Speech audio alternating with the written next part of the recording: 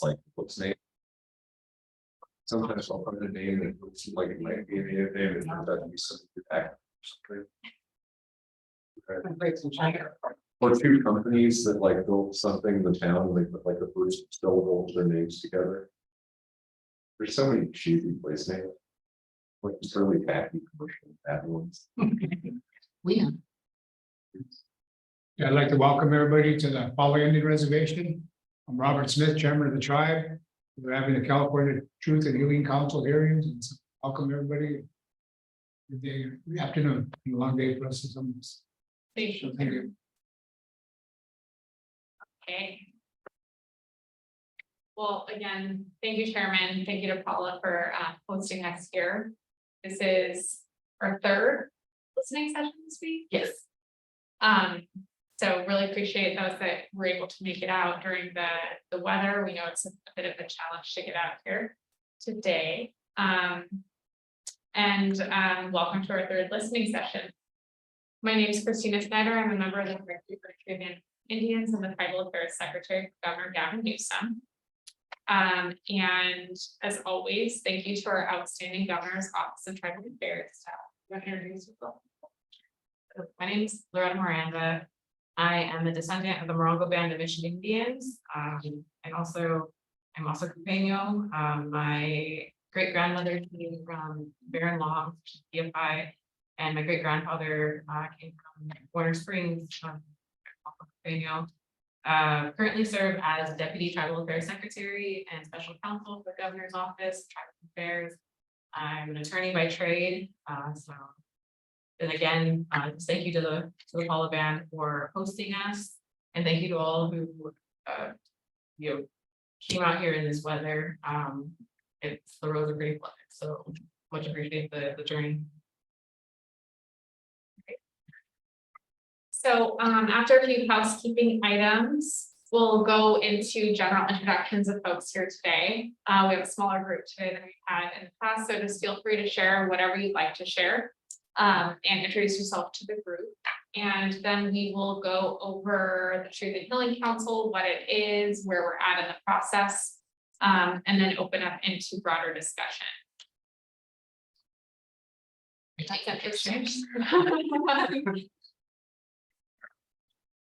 Is it?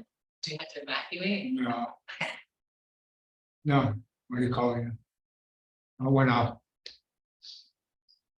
Well, speaking of flashing, I'm going to be taking photos. So I'll try not to, because I know it kind of gets awkward if you see a big lens going in your face, but please let me know if you don't want us to use the photos, but I will not take pictures. And we are recording. Great. And so what we're going to do today is have all our introductions. We'll have a brief overview of the council and the process, and then we'll open up into tribal discussion, comments, questions, and feedback. Please note that input from tribes with ancestral homelands in this area will be prioritized, followed then by California Native Americans, and then we'll open up into broader community discussion with allies and community members, not from California Native community, to provide input at that time. We'll then have reflections and items for follow-up, and then a traditional closing. As you've heard, we are recording this meeting and we'll be posting it to the Office of Tribal Affairs YouTube channel. Please let us know if there's any point in time where you'd like us to pause recording, and we'll go ahead and pause. For those interested in following the council, ongoing updates, including listening session recordings and the listening session summary documents, are available at California Truth and Healing Council updates blog at catruthandhealing.com. You can also get updates for events by following the Governor's Office of Tribal Affairs on Facebook, Instagram, or Twitter. Additional details, including meeting dates, agendas, background information, are all available at tribalaffairs.ca.gov/CTHC.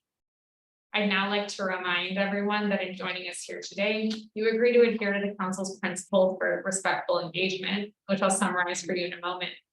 A copy of the principles is available for use at the check-in table out front, but then also online at tribalaffairs.ca.gov/CTHC. Refusal to adhere to these principles, which apply to all participants, may result in your removal from today's meeting. If you feel at any time that you need to step out, or you feel that you may be in need of assistance, please find one of our team and we'll help you to get some air. And we don't have our partners here today, correct? Right, we generally for our in-person meetings, we like to provide healer support and whether that be a traditional healer or medicine person or a licensed clinical psychologist. We were unable to secure one for today, but can put you in contact with our partners. If you are in need of resources. So, in order to create a space where participants feel welcome, respected, and able to speak comfortably, we'll uphold the following principles in all the meetings of the council. If you're a participant in a convening with the council, we ask that you engage in the work of the council and with others in an open and respectful way. Engage in behaviors that will make others feel welcome. Take care of your emotional, mental, spiritual, and physical well-being, and seek support as you need it.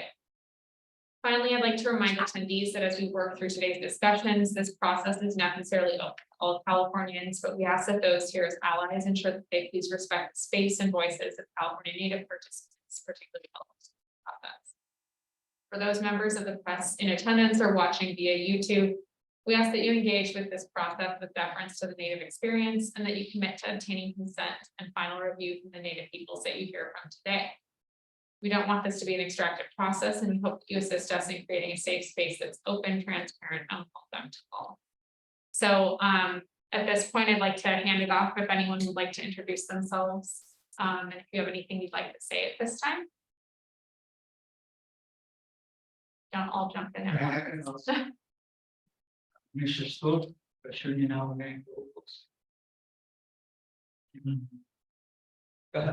Tinker, Tribal Council of Posomas and Drive. I'm here with our tribal leader, Tony Serta, who's been our tribal leader, tribal chairman, tribal leader for 30+ years. And with my cousin, my Popo, Carlo Green. Here to listen and share us. Michishtu, Gamin Malcolm, Gainka, Carla Marie Munoz, Gaha Christina, Remsen, Parnell Tribe, Gaha Remsen speaking Aloni. Good afternoon, relatives. My name is Carla Marie Munoz, and I serve on the tribal council of the Christina Remsen Carmel Tribe under the leadership of Chief Tony Serta. I have been culturally involved with my grandfather since I was 9 years old. Currently, I'm in that power from the next generation to us. And we are currently working on revitalization, recognition, and cultural education within our tribe and within our community. I'm super excited to be part of these listening sessions as I'm trying to learn from other tribes and hear the issues and ways that California is impacting them. Because I know the impacts of what it's doing to us is being displaced from our ancestral homeland, which is in the Monterey Carmel area. And now we are currently in the Pomona area where the majority of us live. But that hasn't stopped us from participating in ceremony. We are a Bear Clan, and we've gone to a lot of places up and down California, bringing medicine because we believe in healing and not hurting. So we're always praying for the land and for the people. And part of my work is a youth facilitator. So I like to bring tangible culture back to the next generation so that they understand not only who they are in the world, but that there is a place for them here. Cool. So mi hija on is a ganga shwagnavi, knowing in there her kanlaiha, which I was gonna have. My name is Joshua Nduvo. I'm a tribal member of the Gabrielino Tonga, San Gabriel Band of Mission Indians, under the leadership of Chief Anthony Ramos. And I'm just here to learn from our neighboring tribes of the South and Southern California. And to also share some of the things that we're facing with, but to also be mindful and respectful to the original people of this land. So Hello, my name is Jason McCannell. I'm a friend here. And I work at State Parks, where I was in fact, Paul is a very special place to me because this was, I think, the place where I finally turned around on the project, the Digital Atlas of California Native Americans. I think you were at that meeting here 2 or 3 years ago. It was, you know, Chris Nago from this tribe was very influential. He gave me the idea that actually allowed me to finish the project. So I just really want to acknowledge that first and foremost here. The Digital Atlas, if you're unfamiliar with it, it's hosted by the Native American Heritage Commission. And it's a set of map layers that talk about different aspects of California's history and culture. It has all of the primary source material from Benjamin Madley's book, The American Genocide, is linked to the map. The idea that Chris had that I think was, just really made the project what it is, was to offer tribes their own atlas pages. And Paula was actually the first tribe to submit an atlas page of their own. And these are, pages on a state server that at all of the tribes, recognized, non-recognized, you can come to me and I'll put whatever you want to put up there. It can be your stories. It can be your, cultural material. It can be historical stuff, veteran stories, whatever the tribe decides they would like to display and share with the world. I also work on the Reexamining Our Past initiative at state parks, which is examining place names, interpretive practices to make sure they're relevant to different communities, especially tribal communities. Because I'm a geographer, place names is kind of a specialty for me. And I was appointed last year also by the Secretary of the Interior to serve on the advisory committee for reconciliation in place names. So we're looking at doing some larger. I think everyone here is probably familiar with what happened with the S word last year. It was the third time in history that the word was actually banned from the national map. The other two refer to other ethnic groups and back in the 60s and 70s. So it's kind of a big step. We're looking at a bunch more words that are derogatory and should not be on the map. So we'll keep you updated. But if you have anything to talk to me about, also looking at the names of that are places that are named after people that did really terrible things in the past that might have also an honorable history somewhere else, and figuring out a much more complicated process of elevating those problematic histories, taking away the honor from the people being honored, but not forgetting what happened, which is part of the mistake so far.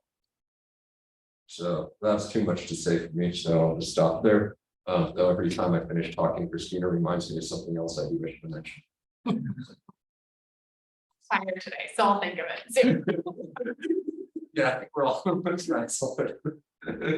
Dave, I was gonna say this is the fourth scheduled one, right? Didn't we have a fourth one we got right now? It got flooded out, so Yeah. that was gonna be rescheduled, and we'll be back in the Southern California area for another round of listening sessions in the near future too. I sometimes feel like, Christina's the Grateful Dead, I'm following her around in that shot.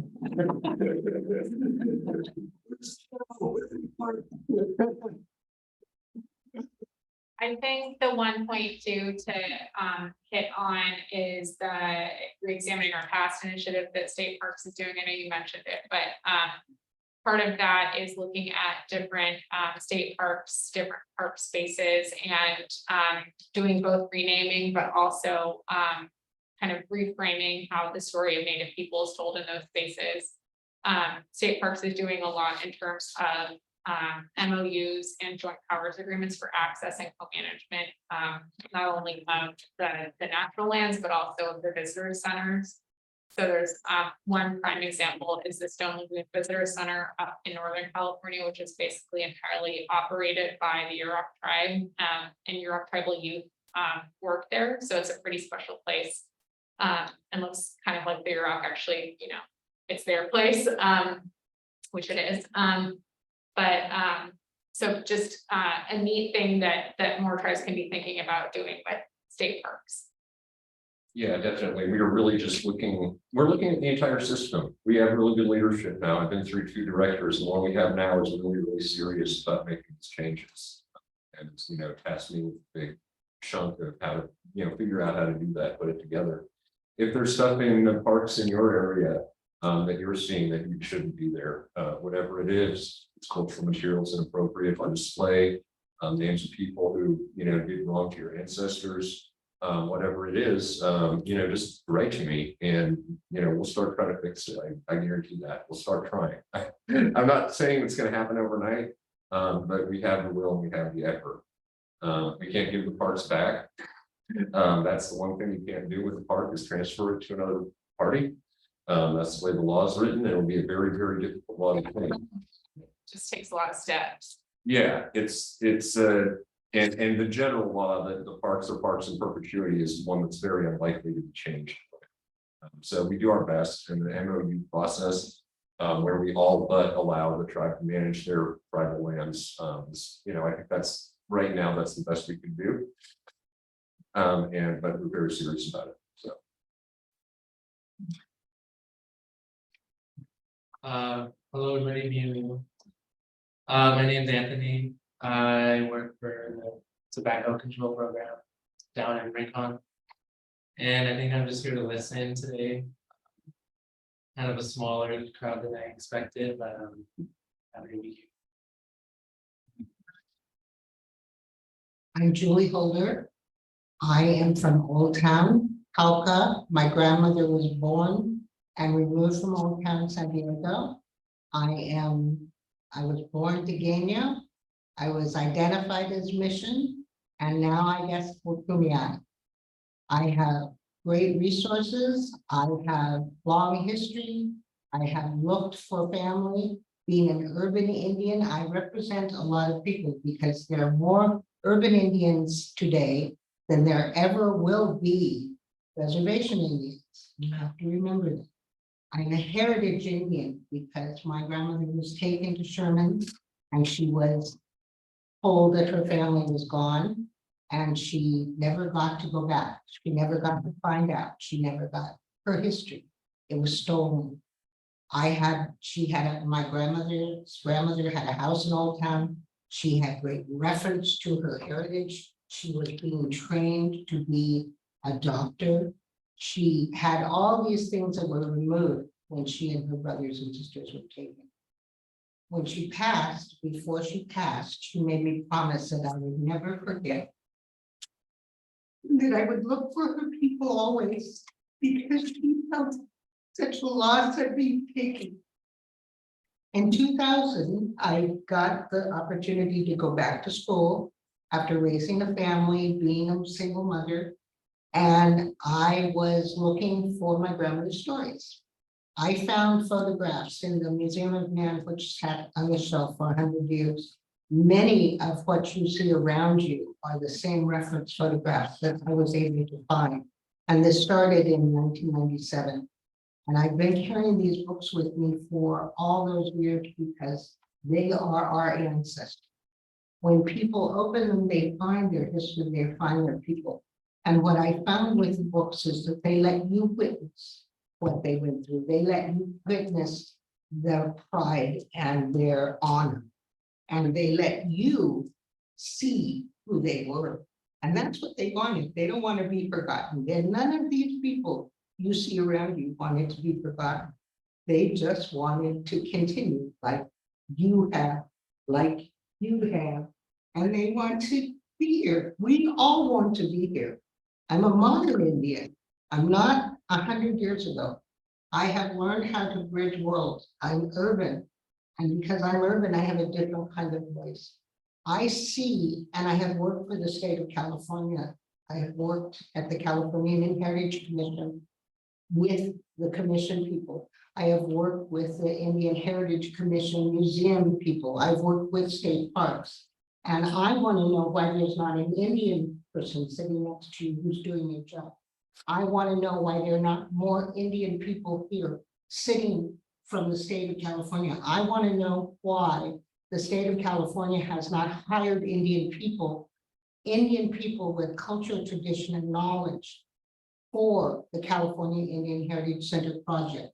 I want to know why those architects came to that last meeting and they didn't have people from California representing California Indian Heritage Center. I want to know where the accountability is in all these years of working with the state, working with the feds, working with these governments. Where's the accountability? Where are people? We have educated, knowledgeable, strong people, and yet we don't get hired. We don't get voice in the places that we need to continue having voice. We don't have opportunity for children because they keep treating us like we don't have anything. Well, thank God for casinos because they've leveled the playing field. And that money has brought everybody to the table. But they're pitting us against each other because of that money. They're pitting us against ourselves because of that money. And we have to stop that because we're going to extinct ourselves very gracefully. The genocide that they plan is working, and it's going to work in the future if we're not careful. And if we don't come to the table and we don't hold them accountable.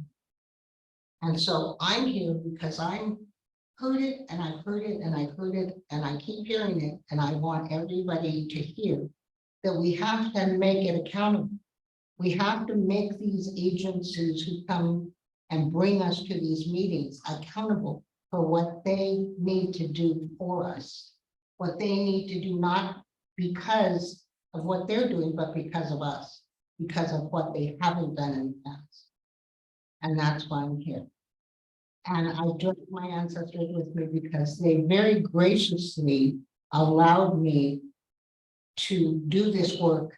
And I realized early on, it's about them. It's about what I'm supposed to do before I leave this planet.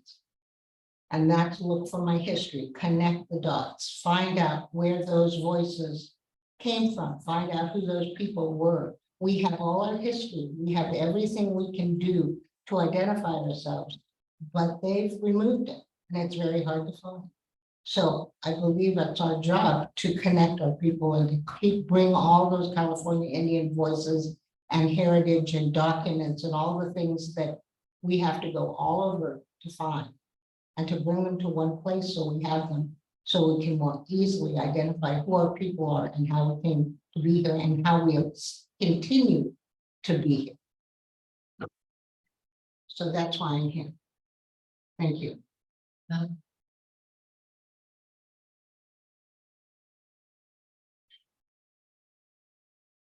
you all very much. I thank you very much for what you say, because what you say is very important. I had a bad stroke and I can't talk anymore. And I feel, it makes my heart feel good to hear somebody like you talking that knows the history, knows what people have gone through. And we are very happy, or I'm very happy to see that you are interested in knowing that. Because I remember coming here when this was nothing, there wasn't anything here. I remember having a ceremony here and doing our dancing here. At that time, we had the only dancers there was. And that was these were little kids. So I'm very proud and very happy to be here and to have people like you that are listening to us, so that you know the trouble that we've had, because we have had a lot of problems.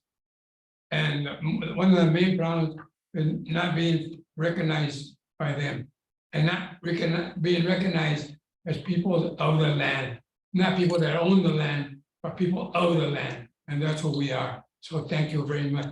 I hope. My name is Ron Loretta, and I'm with the Choctaw Nation. I'm a substance abuse counselor. Work in this area, hopefully address the opioid crisis. And I'm just here to listen to it. Yeah, I saw it. And you guys know too, we have a rich history. Our tribe originally removed our ancestral land about 60 miles northeast here. Warner's Hot Springs is still there. I just believe our people put a curse on it because it's been through bankruptcy 3 times. We tried to buy it. We had to show that we had the money. Went to bankruptcy court and they gave it to the lowest bidder. So we got removed down here in 1903 with the Loseños.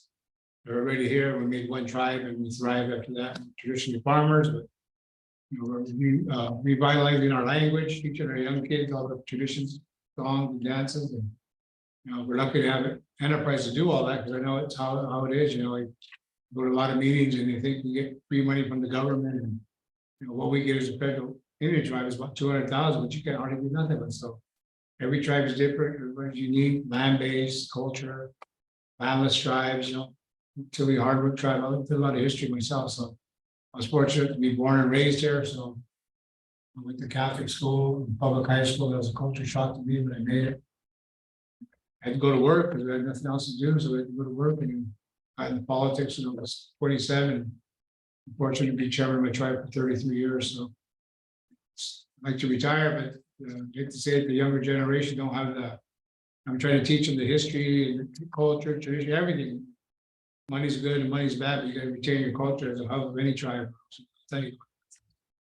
It's my first time doing one of these hearings, and we enjoy hearing the stories, you know, because we're all unique and all trying to be the same thing. So thank you.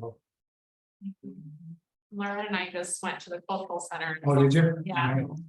Saw the articles on the Trail of Tears here and the removal of letters. Yeah, we built that. We're little guys. We went on farm, got money, so men and women built those centers. It's not labor.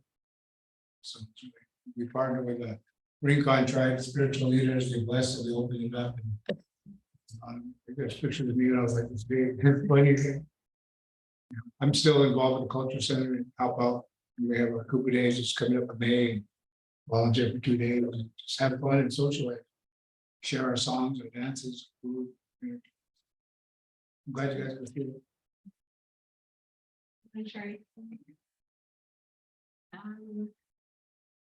I think I'm just thinking like appreciative of you all just trudging through the road conditions. Councilmember is not able to make it from Manzanita. She tried, but said the road was too bad. So again, just thank you. Can I share something with Impulse? I'm very fond and I respect this land here in Sister City also.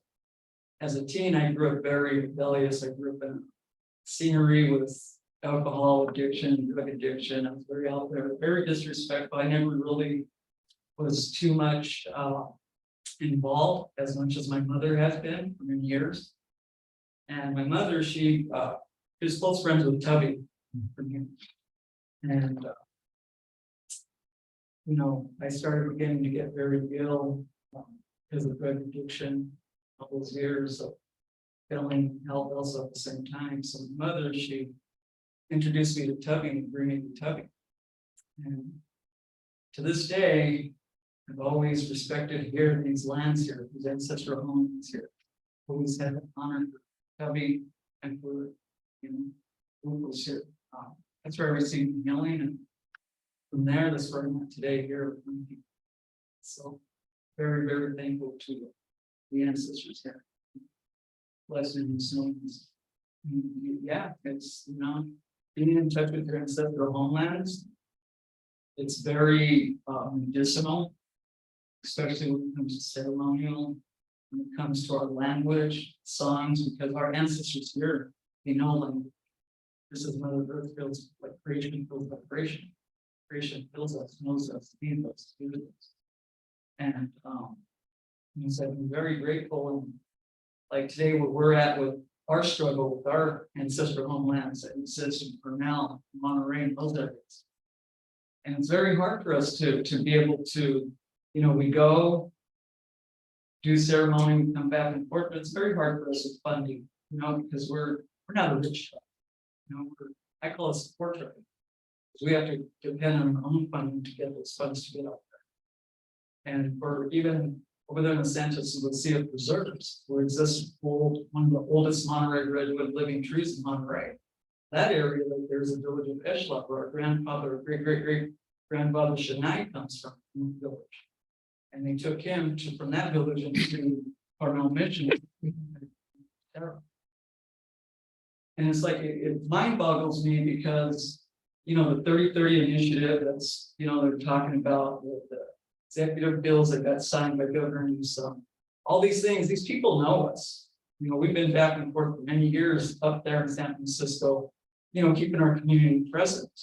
Why haven't they reached out to us? Why haven't they bothered to talk to us? We should be out there, being able to get resources. We should be out there to be able to be on our ancestral homelands to connect with the grandfathers and grandmothers for them. And we don't have it. So it's very mind-boggling, it's very upsetting, it's very hurtful, because I know the good medicine and good healing that comes with being connected to your ancestral homelands. Witness that by being here, receiving my own healing. And my cousin Sherry, we've been many years, with their clan, been many years in our tribal ceremony.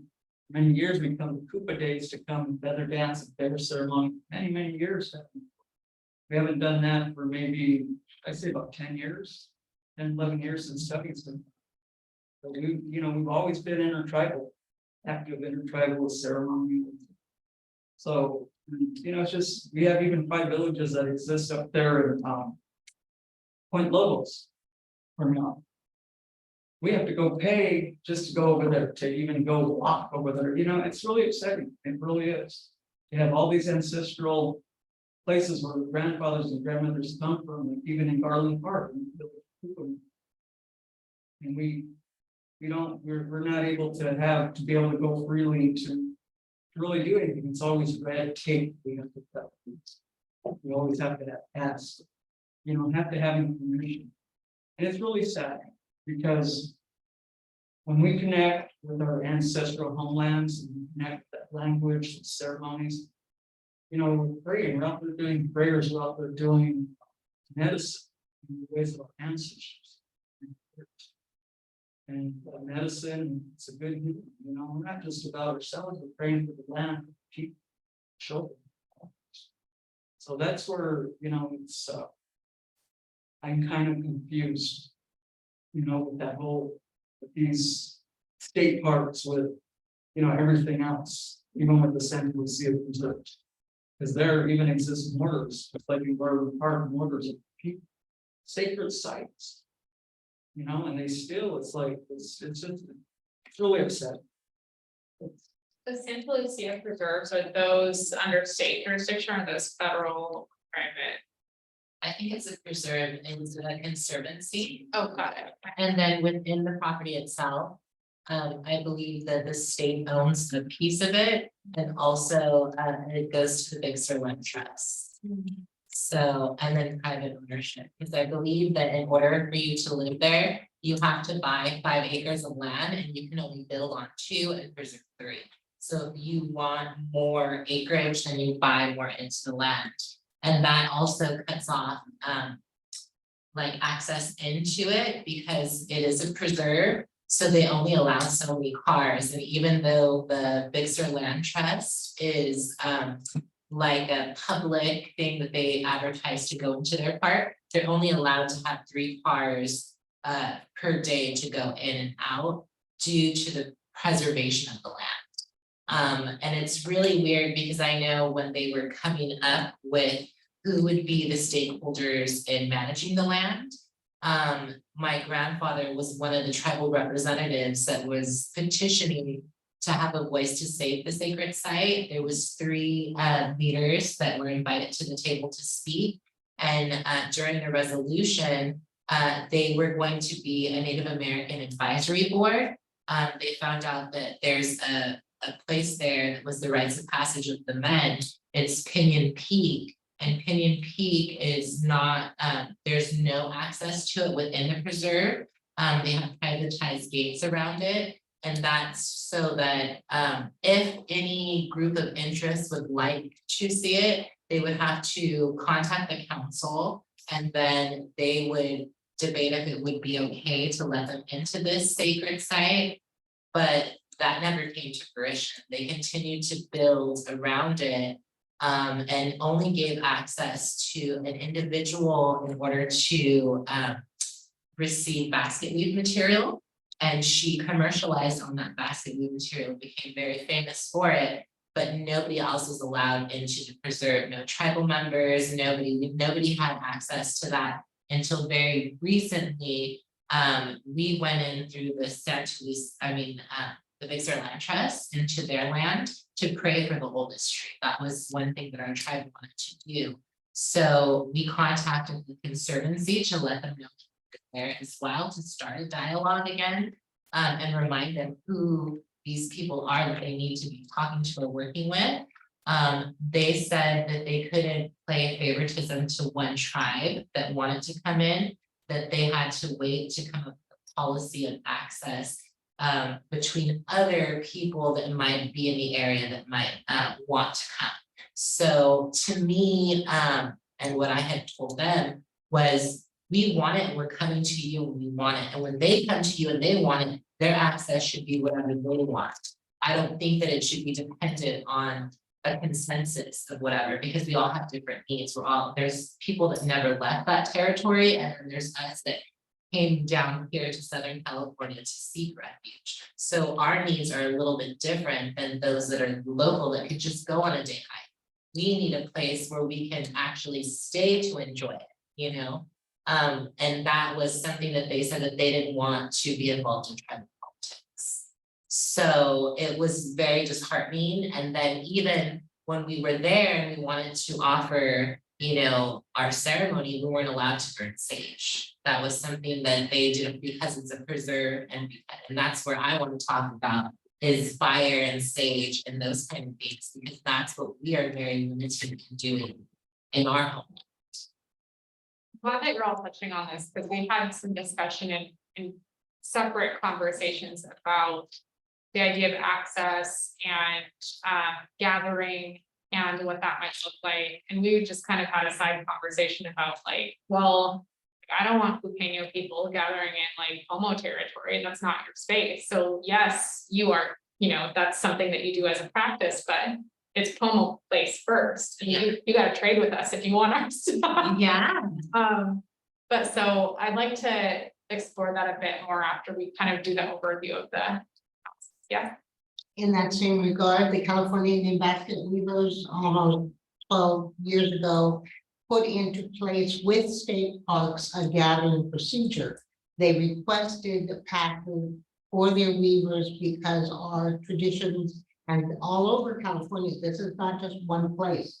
And this was women who were elders coming together to create an environment to teach and to revive the cultural traditions of baskets. The women themselves had no issue because we are Indian people. We respect each other's boundaries. We respect situations. But then what happens is the state who makes a compact, makes an agreement, then doesn't follow through. There's nobody of California Indian descent to hold them responsible to continue with this process. And so it's given to one person who then exploits it. It's like sage, you know, it's being exploited. And what happens is there's no accountability. We have this in place, it's there, it's on the books. SEBA did it years and years ago. Native women who are traditional basket weavers should be able to get some kind of pass to access traditional gathering areas. But there's no follow through, there's no accountability, there's nobody taking care to make sure that this is in place. Where do we go? Who do we go to? It was put in place, it was already there, it's answered. Now, where do we go to invoke it? You know, where do we go to make sure that that path is given to weavers who are traditional weavers? And it goes back to the voice again of what's Indian? You know, again, what's Indian? If you're federally recognized and you're on a reservation and you're a sovereign land, then your citizens are Indian, supposedly. But what about all of us who have heritage, who have lineage, who have stories, whose families were removed? What do we do to validate that accessibility, to validate that accountability? You know, how are we going to figure out how to keep Indian in the future? How are we going to figure out how to continue our heritage and our people and these people with these stories? Because it's not just the stories of the reservation, it's the stories of California, it's the stories of the lands. And that's where we come from, that's where we're trying to continue. You know, and again, we haven't said, I'm sorry, my phone, somebody, the bank is trying to call me, that's not a good sign. But again, there was an agreement made with SEBA. Who do we go to invoke that? Who do we go to make the museum people accountable to what voices and what stories we want to tell? The story here, the Koopa story, has never been really told. It's told among us, but the real outcome of it has never really been, you know, told. It's told in success because of casino, but it's not told in history. The books for schools and education, the stories have been here forever, but they're still not in the school system. The mission story is still in the school system. How come? It's over and over again. We have Patty Dixon, we have all these people who have worked on these things over and over again since for years. For years, these people have been coming to the table for years. My grandmother, my mother, for years they've been coming to the table and they're still not in place? What is accountable? How do we make it accountable? How do we invoke the law? How do we invoke the statutes? How do we make this so that it goes forward instead of just going on and on and on again? Because I got to interview a lot of these people who are at the table, have already been here over and over and over again. Their grandchildren, I'm in second generation. I'm like her, I inherited this. My grandchildren, I have 2 grandchildren, they'll inherit this. And I don't want them to come to the same table for the same stories. I don't want them to come to the table for truth and healing. I want healing. I want it accountable. I want to know why. How many California Indian people work for the California Indian Heritage Center and State Parks? How many? Where's the audit? Give us the name, give us the numbers. And if there's none, how come? You know, you have $200 million to build a museum. There is a huge, vast fortune of compact money being put into trust, into the government from casino. This is a huge industry, but that isn't coming back to heal the people that it needs to heal. It's going, you know, where's it going? Who pays for all these meetings? Who's funding this? And if they're funding it, where's that funding coming from? And when does it stop and when does it end? And what are you going to do at the end of these meetings? What are you going to have for us at the end of these meetings? More meetings? Another 100 years of conversations? You know, this is 1969 Alcatraz started. This is when that first voice came. It's when our first histories, our modern Indian history began. And here we are all these years later, and we're asking the same questions and being asked to come to the table. Here we are, here we are, here we are. Everybody I ever asked for the state of California to come to the table to build a heritage center came for free. They came for free. They came with good intention and goodwill and good hearts, just like all these people here. They come for free at their own time, at their own expense. And what happens? We have more meetings. What year? 2023. I've been here since 2005 waiting. We've all been here. They've been here longer. He's been here longer than me. My mother, my grandmother is here longer than me. And here we are again. Is there ever going to be an outcome, or are we just going to continue with meetings?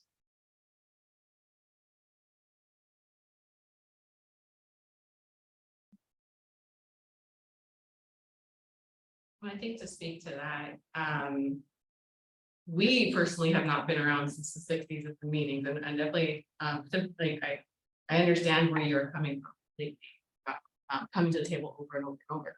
Indian people, that is what we have been doing, is telling and speaking and telling our truths. But I think, and of course, I do work for the state, I work for the governor's office, but we would just ask that there's a little bit of trust in the fact that there's 2 California Indians leading this initiative and doing the best that we can in a system that was not built.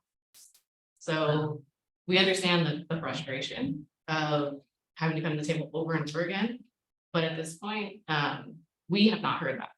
And so that is the purpose of the meeting, is to hear all of these, hear the stories and be provided those previous, you know, all that work that already went into it, into the entire process, provided those, whether those are reports, things that the community is aware of, that they trust as, you know, good resources. I think that's kind of the purpose of us having these meetings, is to gather all that information and put it towards this initiative. Yeah, I would also say that coming to the table means a different thing depending on what table you're coming to. So the table that was created, has been created over time, has been a different table at different levels with different awareness from the higher ups. And in 2005, that initiative was led by the legislature, and it was forwarded by the Native American Heritage Commission, which I think had a staff of about 3 at the time. And was kind of this small, tiny organization dedicated to cultural resource preservation. AB 52 hadn't been done yet. I think SB 18 had just been passed. So it was a 40-year or 30-year leadership by a small commission that was doing its best to do what it could with what it had from the legislature. This initiative and the new investment in the California Indian Heritage Center are both governor level priorities, where the governor has put in his own budget the funding to move it forward, has also issued executive orders. So it's that level of order. And if it's an executive order, it requires accountability. So there will be something that has to come out of this because it's a mandate to all of us. So as Loretta said, I think we understand the frustration and we understand that it's not easy to keep coming back to the same table. But that we are earnest in wanting to make a difference. And just also want to make sure that we're doing it right. At this point, there's a couple folks who just joined us. If you'd like to introduce yourself. My name is Elijah Dura from Colorado, Michigan. Sure. My name's Snider-Ashtari. Hi, my name is Valerie Lopondo. I'm from the San Pasquale Reservation and I'm here representing intertribal treatment. My name is Robert Aguilar from Palm Reservation, and I'm here to support dogs. Here I'm going to travel treatment. Also representation. So I'm going to go over a little bit what this initiative is, and then we'll go into more of the discussion we've already started. So what is the California Truth and Healing? The Truth and Healing Council is a governor-created council of Native American, well, they're not representatives, Native American people who are guiding this multi-year process of truth telling. And so what does truth telling mean? The truth is different for different people. So my truth is not Loretta's truth. It's not anyone else's truth. It's not my cousin's truth. Everybody in California has a different history. And so what are those perspectives? What are those linked to the historical genocide of our people? And what can the state do to start trying to make amends for that? So really what the charge of the council is, it's 12 members with 4 alternates from throughout the state, from federally and non-federally recognized tribes, is to hear those stories, hear those histories, hear those experiences from the perspective of California Native people, and then understand what harms need to be made up from the perspective of California Native. And how do we link that history to the ongoing systemic issues that we see in California Indian country, whether it's substance abuse, whether it's not being able to go to school because you can't afford it, or because it's too challenging to leave your community, whether it's housing shortages, whether it's that you've been relocated to a land that isn't actually great for housing or community development. So what are those links between the past actions of the state to modern day inequities for California Native people? So the council has until 2025 to issue a report of findings, which is basically that what is the collective truth here that we can all agree on, that we're going to use as the foundation of building our policies out.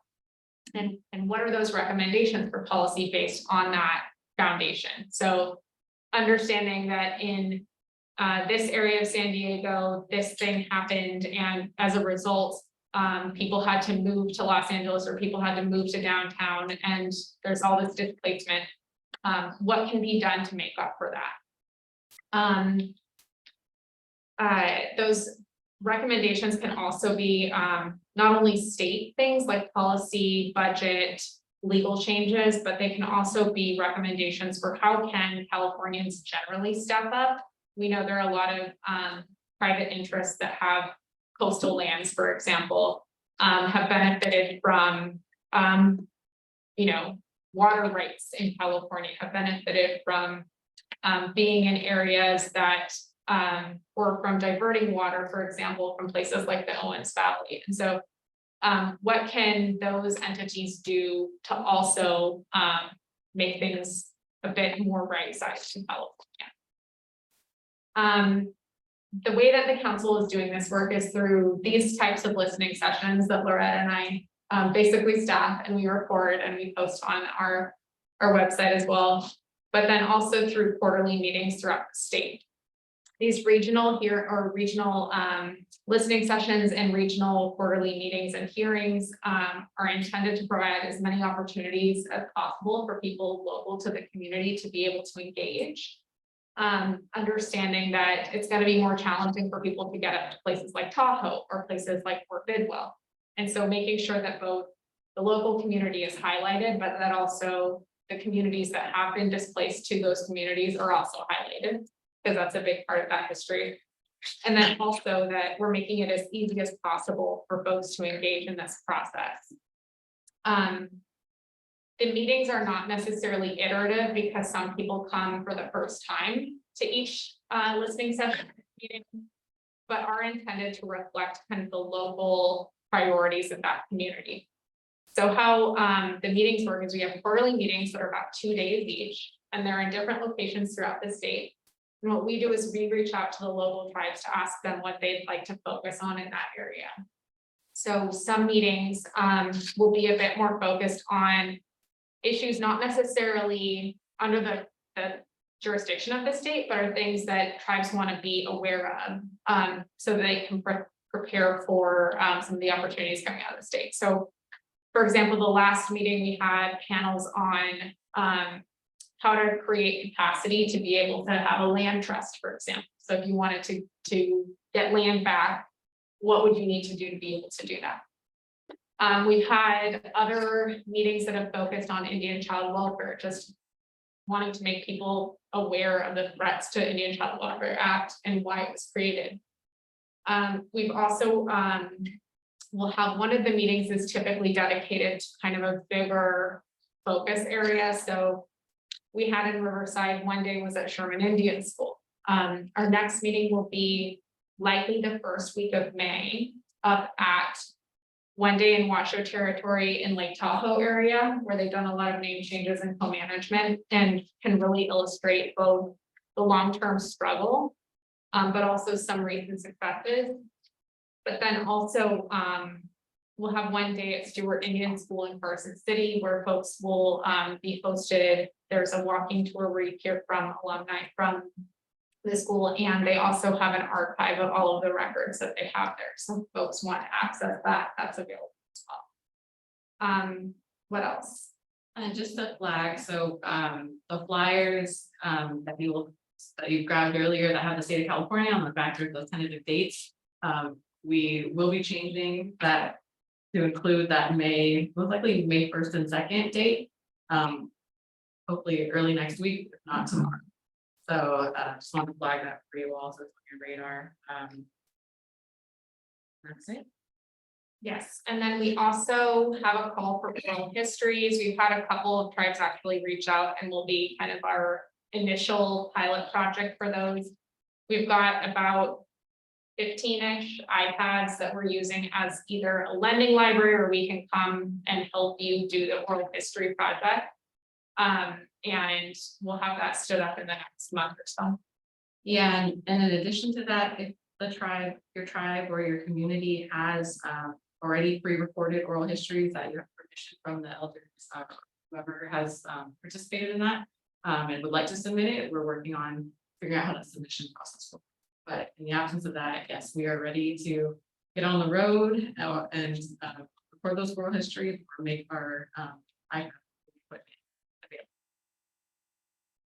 And so what we see in the community generally in these listening sessions is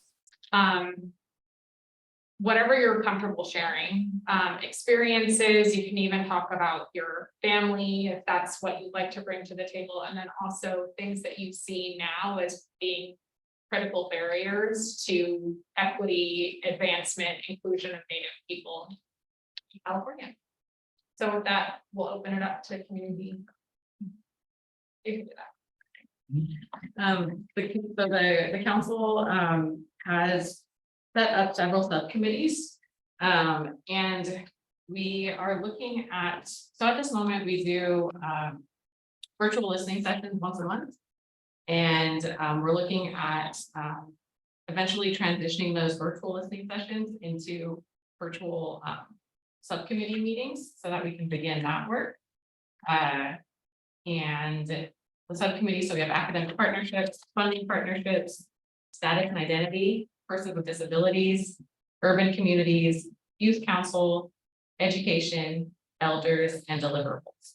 So those are the different kind of lenses to view the council works through. And so we don't have a process. Well, we're working on setting up the process for joining those subcommittees, and we have received lots of interest for a particular subcommittee. So if you have submitted something, know that we do have record of that. And once we get that set up, we'll be in contact. And again, we're looking at transitioning those virtual listening sessions into subcommittee work, or perhaps even one idea that we kind of toyed around with was maybe doing a pre-quarterly meeting date. So on that Thursday before our quarterly meetings, perhaps we can do like in-person subcommittee meetings, or like kind of like more of a working day of dedicating time on that date to each of those subcommittees. So and again, it's just an idea that we're floating around, and would definitely welcome feedback on that approach as well. Just to decide if that's the way to go.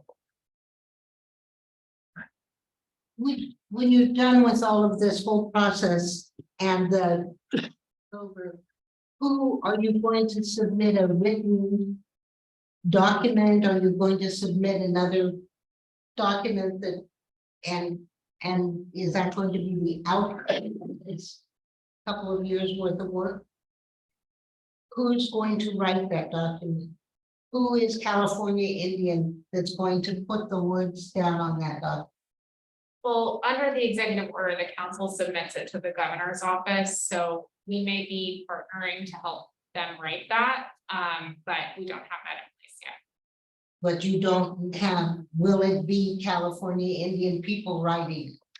Because that makes a huge difference in the outcome. That's the hope, is that we'll have kind of a consortium of different writers who are experts to be able to put that together and put that forward, and then have the council. How can we put in place right now that accountability for that, so that we'll know that? It's like the accountability for the actions of what's going on, the status and identity in the meeting. Where do we go to find the answers to those questions? I mean, the challenge is that we have constitutional restrictions on how we put out those kind of contracts, and so I don't think we could say with like definitive, a definitive commitment, because we have to engage in a competitive process that doesn't always account for that type of thing. I think the intent is, yes, we want this to be completely California native driven. And I think we will have, like, what we envision is a team of these different California Indian experts in this area writing those particular sections. But again, it's the whole process of contract that we won't be able to kind of find somebody and just contract with them. The state is complicated, but I think we're trying to be as creative as we can to get around those barriers to actually include these California native experts. But again, this is that I wish that we could just kind of have all of these folks just appear and be willing and ready and wanting to do this. So it's a matter of engagement and finding these folks that will participate. Therein lies the rub, okay? That's in place under California Hiring Act. It's in place in the state of California under their hiring procedures. There was a bill put in 20 years ago for hiring Native people. When you go to the state of California to get hired, being Native and having cultural heritage, having cultural knowledge, having tradition, having all these things that we value within our cultures doesn't count for anything. We don't get the job because there's some person who has a degree that is a doctorate that speaks for a culture that doesn't have anything to do with us, but has credibility. So therefore, we never get viewed, we never get hired.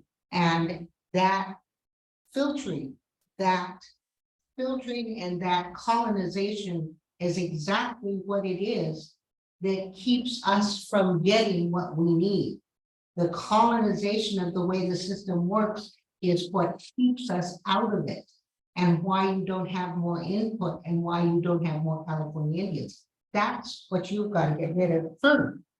In order to get people to come be at the table, to actually be voicing and be in authority. Because you can have all kinds of lackeys, but you don't have anybody in authority who can give you the answers that you need and tell you, hey, that's all there. Here, pull it out from over here, pull it out from over here, make it work. And that's what's not happening. It's not, the system is not letting it work because the colonization thinking is in place. And that's what's keeping the roof on all our abilities and all our values and all our education and all our, we've done all the work. We're here. Now, how do we get the system out of the way to accomplish and to continue and to finish that?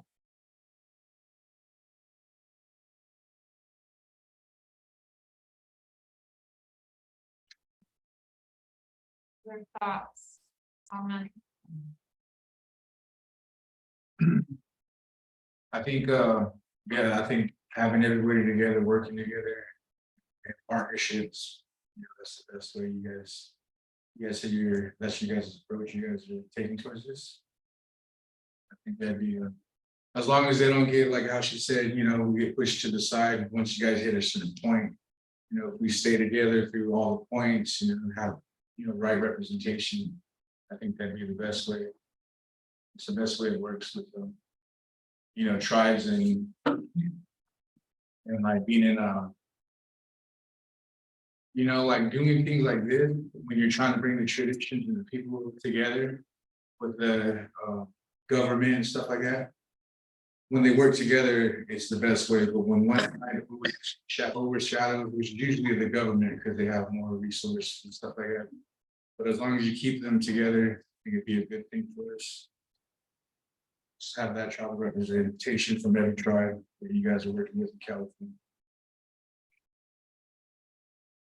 And since I'm being the boss here, right? One of the other issues is that you talk about California. You don't even have a California identity. The status and identity issue is one of the most important issues we have, because that helps us figure out who we are legally, not just in federally recognized, non-recognized. Because like I said, there's more urban. If I get my urban tribe together, you guys are in big trouble. Because what's happening is that with the Heritage Indian, and if you look at history and you look at the census, that call to the 29 census identified people from all over these areas, from all over California. And Carmel, they did the first census documentation virtual. Now that call to census has something to do with how we identify ourselves. That was when they wanted to pay us for California. Okay, and all those people that got paid, I don't know who you got paid, but I got paid for something, that they still have never clarified how they came to that decision. At that point, nobody was disenrolling anybody. Nobody was disenrolled for being Indian. Everybody who was Indian just had to be on the census. So now what are you going to do? Here we are again. Now we are once again status and identity. How do we identify ourselves historically as California land people? We have removals. How do we see? Is it because they tried to pay us for the water? Is it because they tried to pay us for all the resources they want? It's ongoing. It's not yesterday. It's ongoing what they're doing to us in terms of resources. And again, it's a thing of how, if we don't have status and identity and a clear understanding of who we are and how we got here, how are we going to identify who is culturally appropriate? We have all kinds of wonderful young people, but they didn't learn like women. So how are they going to carry that forward in this with the same values and the same integrity? And how do we allow that to happen in a system that is a colonial thinking system? So again, we're back to status and identity. Turn the question around though and ask what you would propose. Because I don't think that, we're gonna have all of the answers, and I think it's good to have the questions, but if you have ideas about what that looks like, I think those would be welcome. I do, Was that the California judgment role you're talking about? yeah, Paid over $600. yeah, that was the first call. And we've been in since 1860. And there was actually one census in San Diego especially.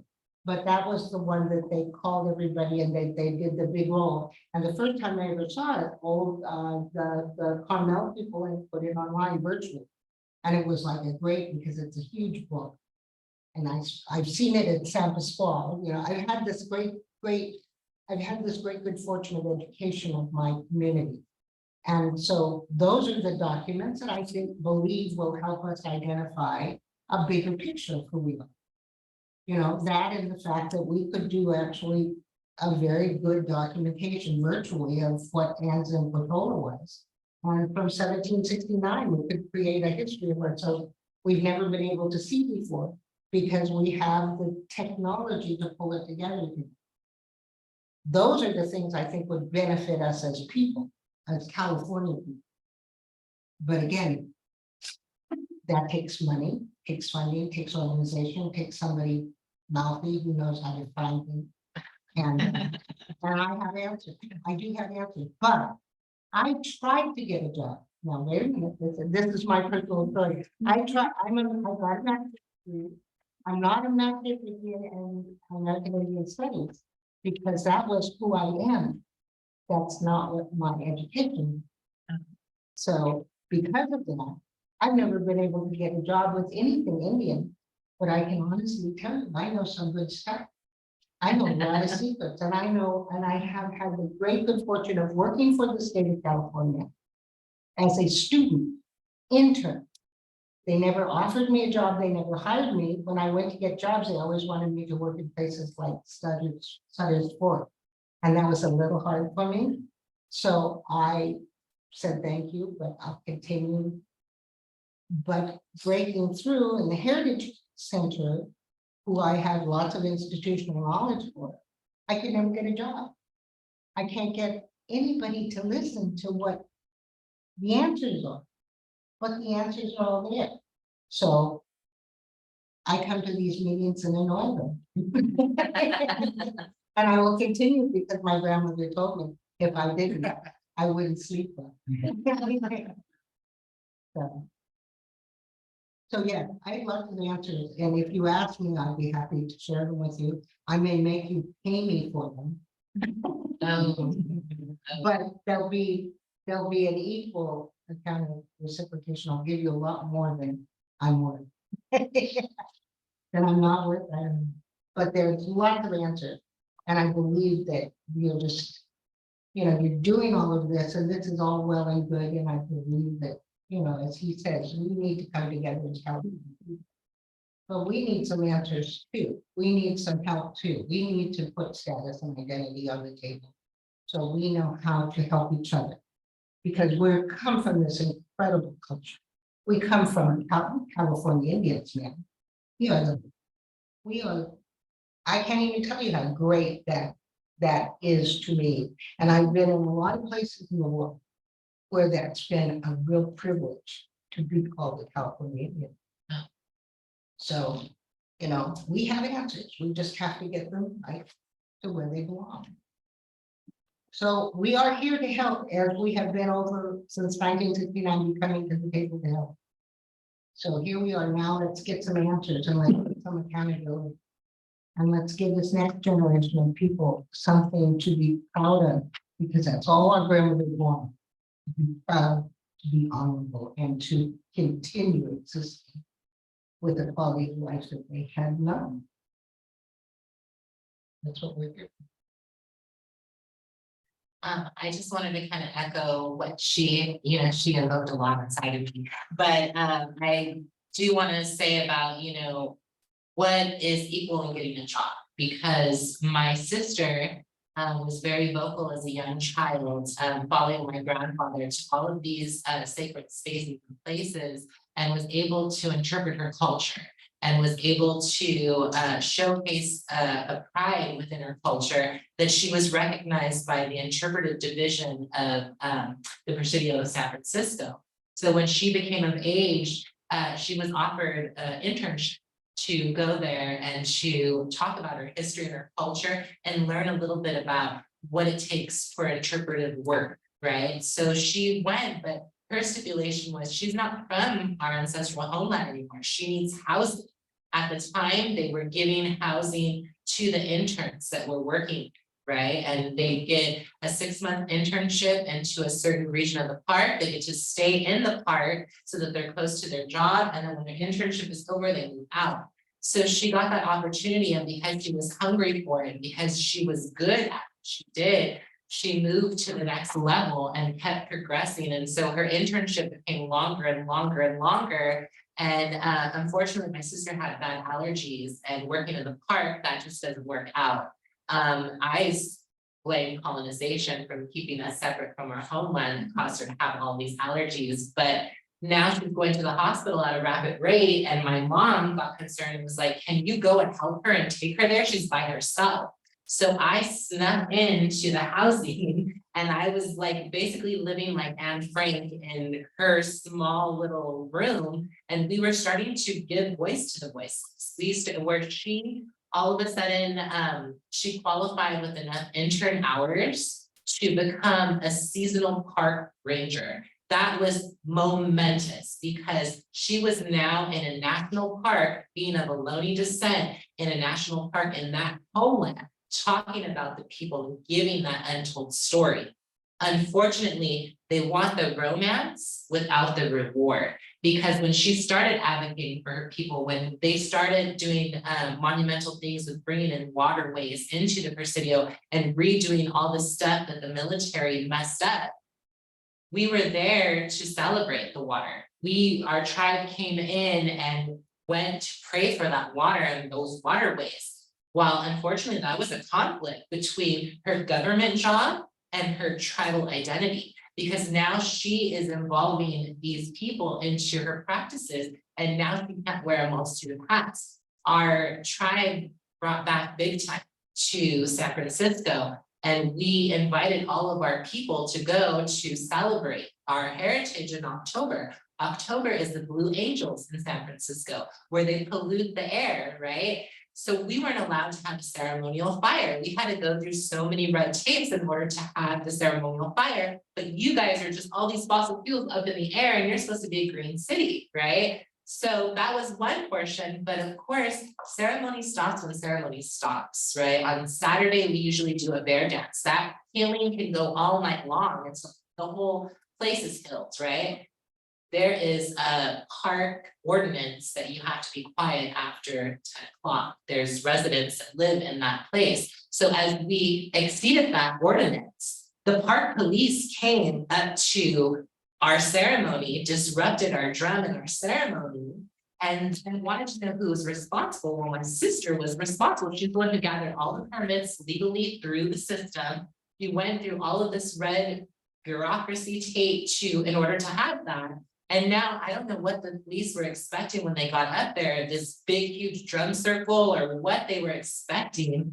But after that, we didn't want that, because our tribe was traveling up from Southern California to Northern California to be proud of their heritage. Why are we going to have confrontation with the police? And so as quick thinking, we were like, let's go to the police office now every year before the big time gathering and let them know what we're doing, what's happening up there, what this ceremony is really about, what we're actually doing when we're up there. That was a lot of trauma for me. I come from Southern California. My dad was incarcerated in prison in front of me. I don't want to be in a room full of police officers and tell them why they should be respecting me. That was traumatizing. I give a lot of credit to my sister who did that. I supported her, gave her the materials to go, but she got the strength and did it. Unfortunately, Donald Trump came through office and he got rid of the intermediate interpretive ranger. You go from being a level 5 to a level 7, and then a level 9 and a 12. He got rid of 7 and 9. So now she doesn't qualify to move into the next level where she should rightfully be talking about her culture and bringing all this program into that space. And they called her Ranger D. So when you think of Ranger D, you think of this big, burly, like loving man showing up. He's 5'9". She's a 4'9" little person, and she shows up, she's like, I'm the Ohlone Ranger, and everybody's like, you're the. And she's like, yes, I am, and she brought so much culture, so many schools in the area came and requested the Ohlone Ranger to give them the education of the land. When they finally got money, when they finally were opening it up, when Nancy Pelosi started endorsing it a lot more, all of a sudden they forgot about the ceremonial tribe that brought ceremony there and never offered my sister the job that was created for her in the visitor center to talk about her culture, to have that place in that space that's so internationally known. We were part of like the consultation of building the visitor center. But when it came to operating it, when that was supposed to be her job as the interpretive ranger, they even built a campfire next to the building so that they could do campfire stories, basically us sharing our culture. She didn't qualify for the job. So she had to come back home. Now she lives in Marietta. That is so far from where she's supposed to be and what she's supposed to be doing. Same thing with me going with her there, learning her interpretation. We got involved with a lot of schools. A lot of schools liked what we were preaching about our culture. They wanted to hear more. Now we're a sought after thing, but then when it comes down to it, they don't want to pay us for what we're doing. And when it comes to qualifying for those jobs, like everybody in Monterey right now, there's a huge shift of state park representatives, interpretive rangers there. They pay $17 an hour.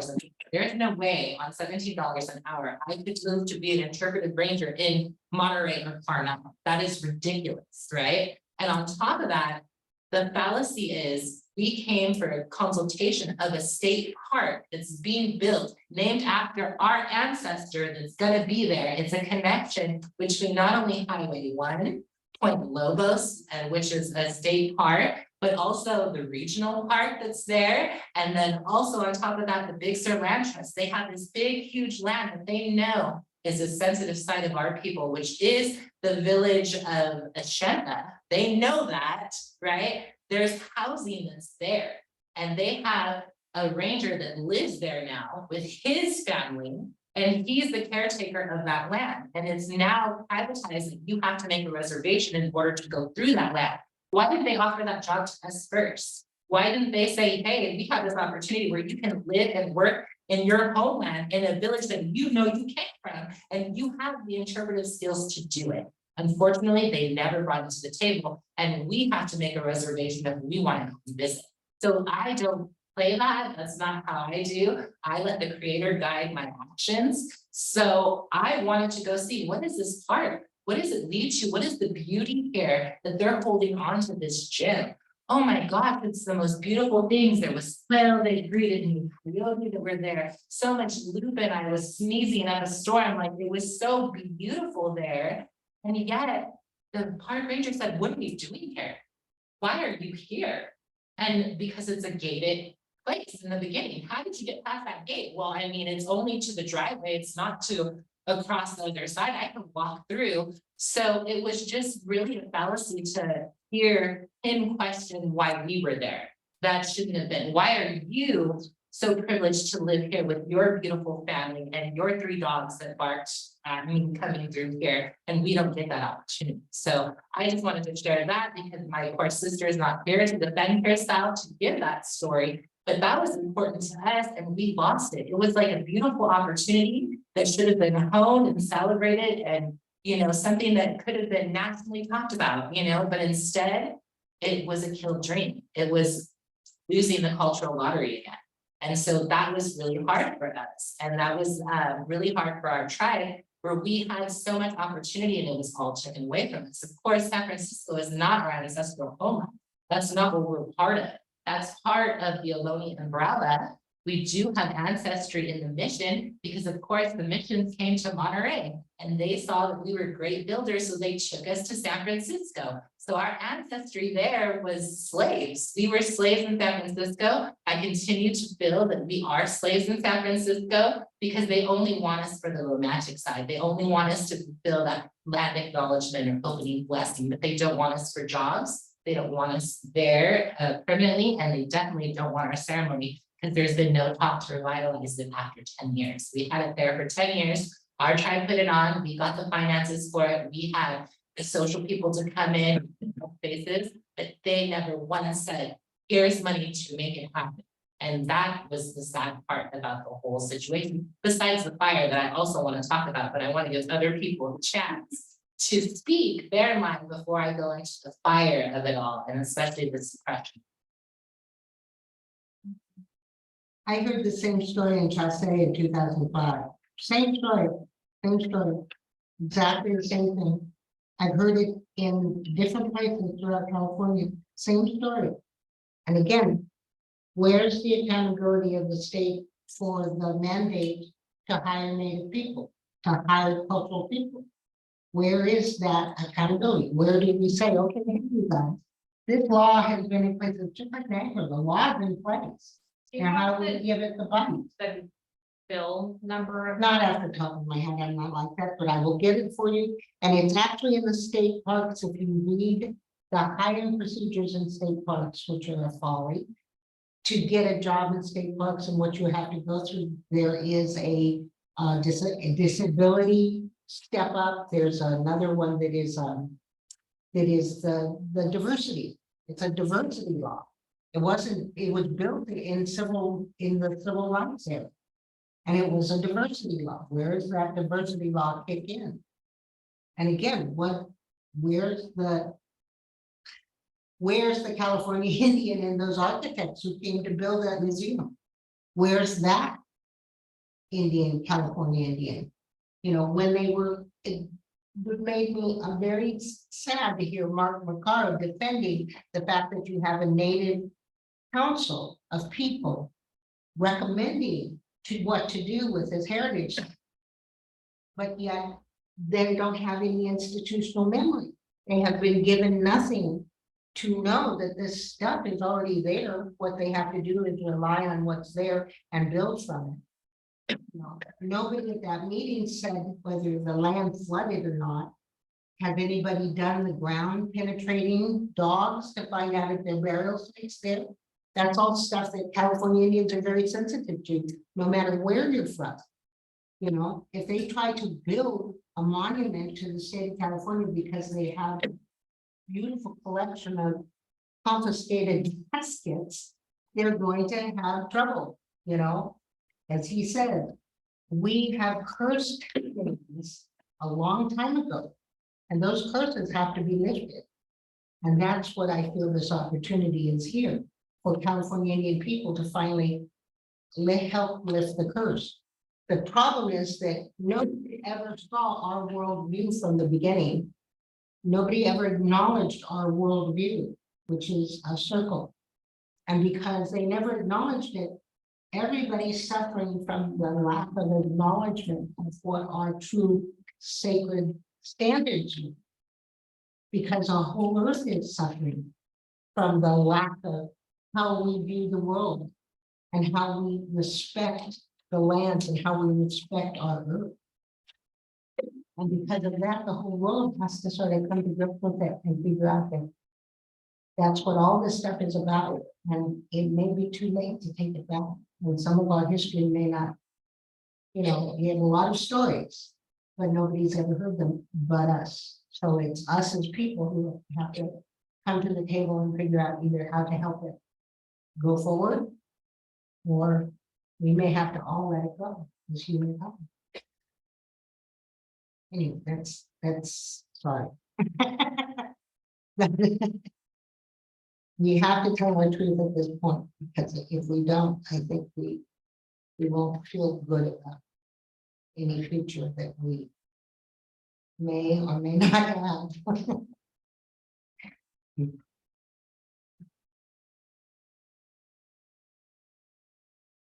Thoughts, comments, input?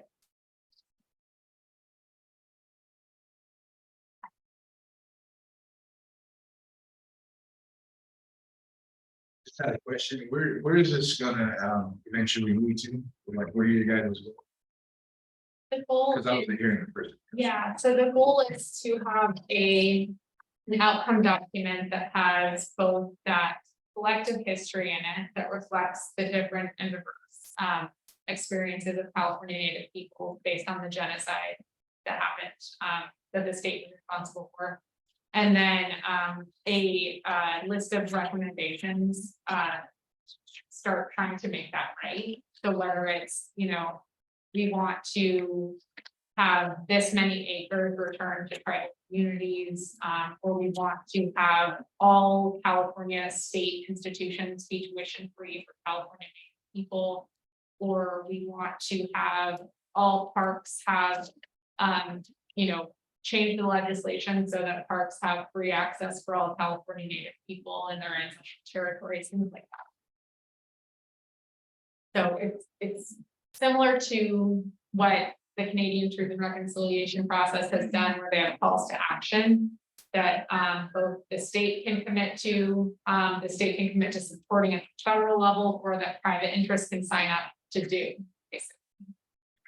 I would want to add on there, free substance abuse treatment for Native Americans, descendants, tribal members.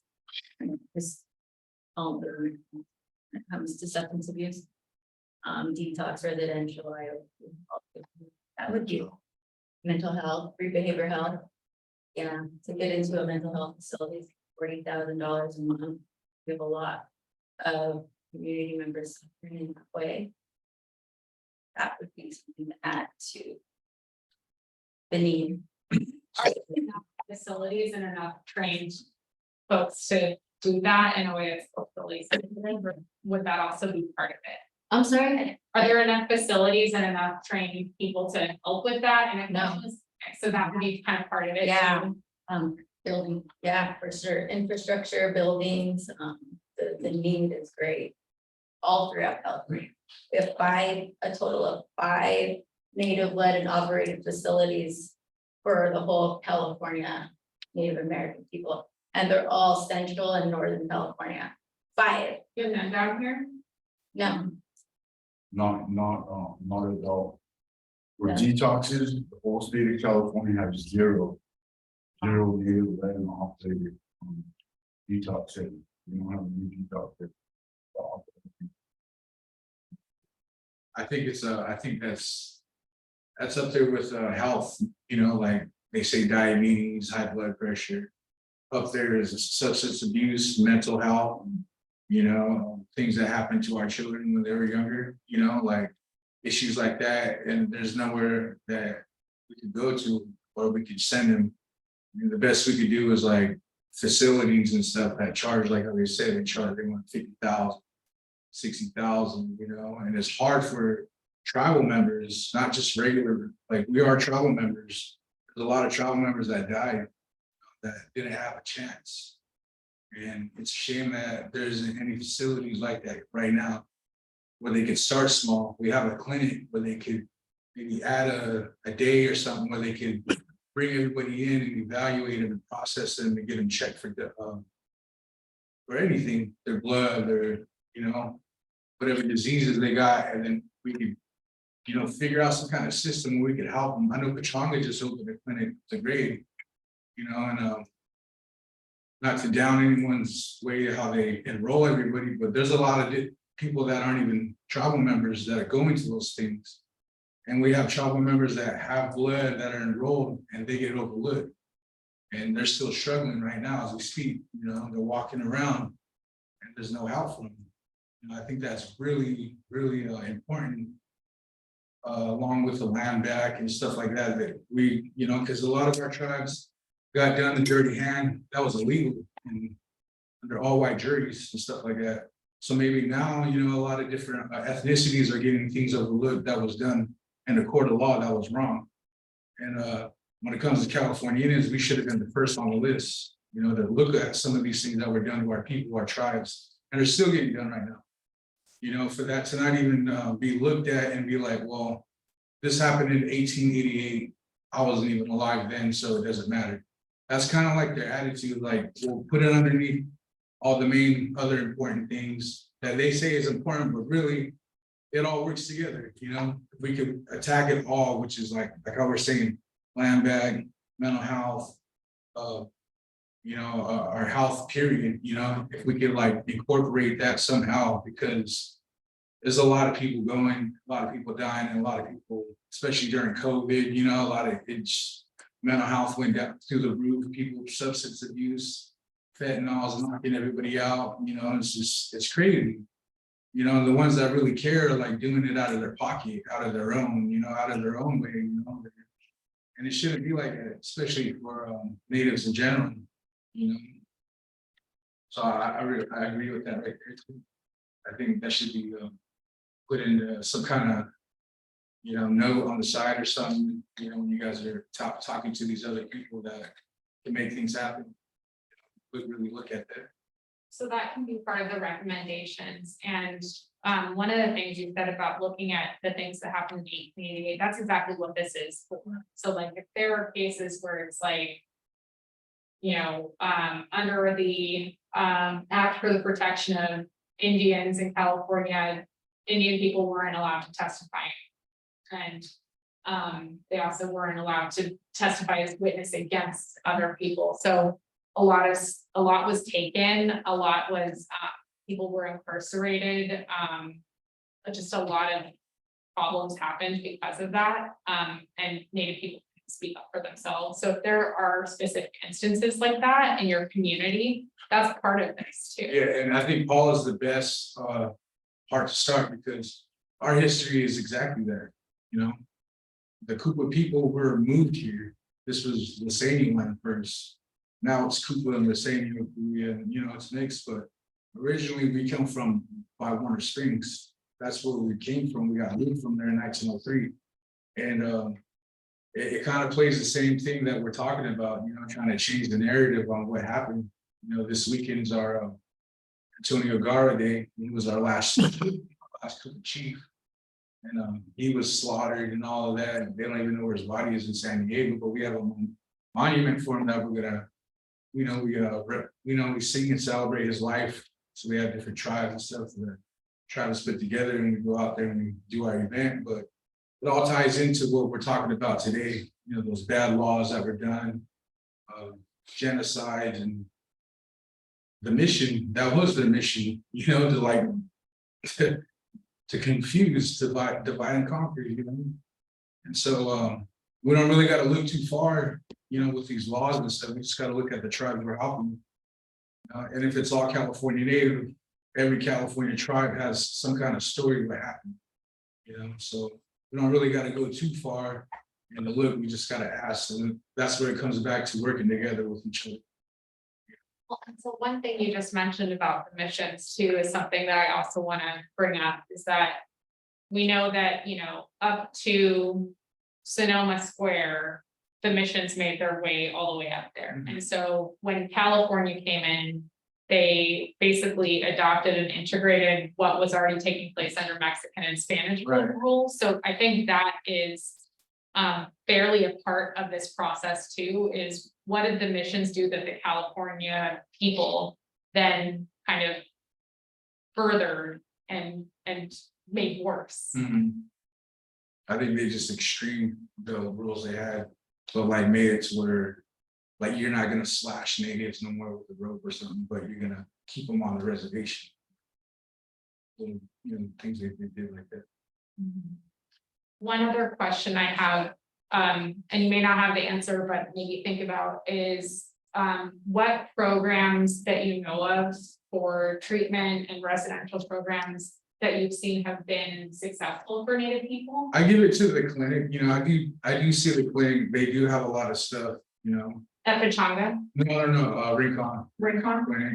I don't know about other clinics, I know they got other clinics around, but I do give it to the Indian Health, you know, they're on social media, they try to make their presence known, they do a lot of things during the week, on the weekend, they do awareness month, or awareness things that the tribe down here, they'll throw things too, they come, different residents and stuff, which is good, you know, but I think it just needs to be more consistent, and I think there eventually has to be a building, an official building, maybe all the tribes will come together like the United Nations, and probably put something in together, or we could put a facility where they could call home, you know, the mental and the ones that are struggling and stuff like that, they could say, this is this. And it's catered around tribal members, you know, it's for the tribal members, the wealthy and the ones that aren't too wealthy, you know, like everybody gets a fair shake. And if they can't afford it, we can't just kick them out and be like, well, you can't afford it, so go, you know, we gotta like kind of figure some kind of thing out where they're covered to a certain extent, but at the same time, they're not gonna go unhoused or, you know, they're not gonna go just, well, they're legally fine, so just take them home. Because we already know what happens when they get shunned out or when they can't make it, walk around. And eventually something happens, it just needs to change, especially in this century we're in. And, you know, our tribes are more established, we have casinos, we have different things, we're on a better foot than what we were 50 years ago, you know. Maybe we can use it to our advantage now to really help our people. Because a lot of natives don't like to admit that we do have mental illness. It just runs in our families. Some are worse than others, but you know, it's like a thorn in our people's sides that we don't really have an issue, or we don't have a way to attack it, you know, in some kind of way, you know, and I think that's what we got to do. And may I say that you overlap the mission system with what happened too, as though it was established all in the mission system. What happened between the mission system, it was 1848, 1846, when they raised the flag in San Diego. There was a 10-year period where the Americans started to come in. In 1848, they make California a state. Gold rush hits, and population goes from literally 200,000 people in 1 year, 200,000 foreigners coming in 1 year to California. And all of a sudden we're besieged. That's when our land, every inch of our land becomes valuable. We own land, we own all of California. And nobody ever had any issues with it until gold was found. And then all of a sudden, every inch of land became valuable. And that's when we were out of luck, because we were people of the land. That's when we're displaced. That's when we're moved into the hills. That's when in Naha, all of a sudden the water becomes valuable. They start moving us down from the mountains. Every inch that has resources is where we suffer, because we're people of the land, we're people of the water, we're people of where we had abundance. That's where we suffer. That's our removal. Those stories are the stories that have affected us most deeply. Some of us ended up San Diego, Old Town. He's talking Gara Day. My grandmother was in Old Town in those days. She's Indian, full blood. I'm not Indian, I'm not enrolled. What is my heritage? Who am I to all the abundance that I see around me? Okay, how do I identify? So again, that's part of our traumatic system that has been created, that we have inherited. And that's part of what we can solve. You know, there are answers, but it's modern answers, not old school, you know, modern answers. And the tribes, the moment they get money, they build their cultural centers, they build their facilities, because it was all about taxes for America. They couldn't tax the Indian. That's why the reservation system was invented, because they couldn't tax the Indian, because they couldn't tax us, because they stole everything. So they couldn't see taxing us and then not putting us on places isolated without opportunity. And that's the story. The story is isolated without opportunity. And the benefit is in the modern age of karma, that the casino tribes have been able to build casinos. And that's where the tide has turned. That's the modern sort of turnover. And that's what we're all suffering right now. We're suffering and have the benefit of it, but we're suffering all the things that happen to get there. And that's what we're trying to solve. Those are the issues you're trying to solve. So mental health, opportunity, education, all the things that the infrastructure of all the things that the tribe built for themselves the moment they have any kind of opportunity. then you have a whole urban population with the same needs. So you have to just address status and identity. You know, I think that's your first thing. You know, whenever you asked me, I myself and a few of us others have just started a nonprofit 501c3 called Intertribal Treatment. And because of the fact that our communities right here have been suffering, and this program is actually the mission is to connect traditional ways with recovery. You know, because we know and we understand our traditional teachings will give an individual healing and wellness. But what we're looking to do is we're looking to incorporate that with our recovery. You know, we know and understand we need a detox center here in Southern California, but we just didn't have $22 million to put it up like that. You know we need a residential treatment facility where people can get away and have that safe place. We didn't have that $14 million to put into it, you know? So what we did is we started with an IOP outpatient program, and I've worked in treatment for the past 4 years, and I've seen it work out there down in San Diego for their people. When their people get a call, they're in a detox within an hour. I'm doing an intake on the phone with them. And then I come out here and it's like, hey man, I need detox. So I was like, well, the clinic's closed.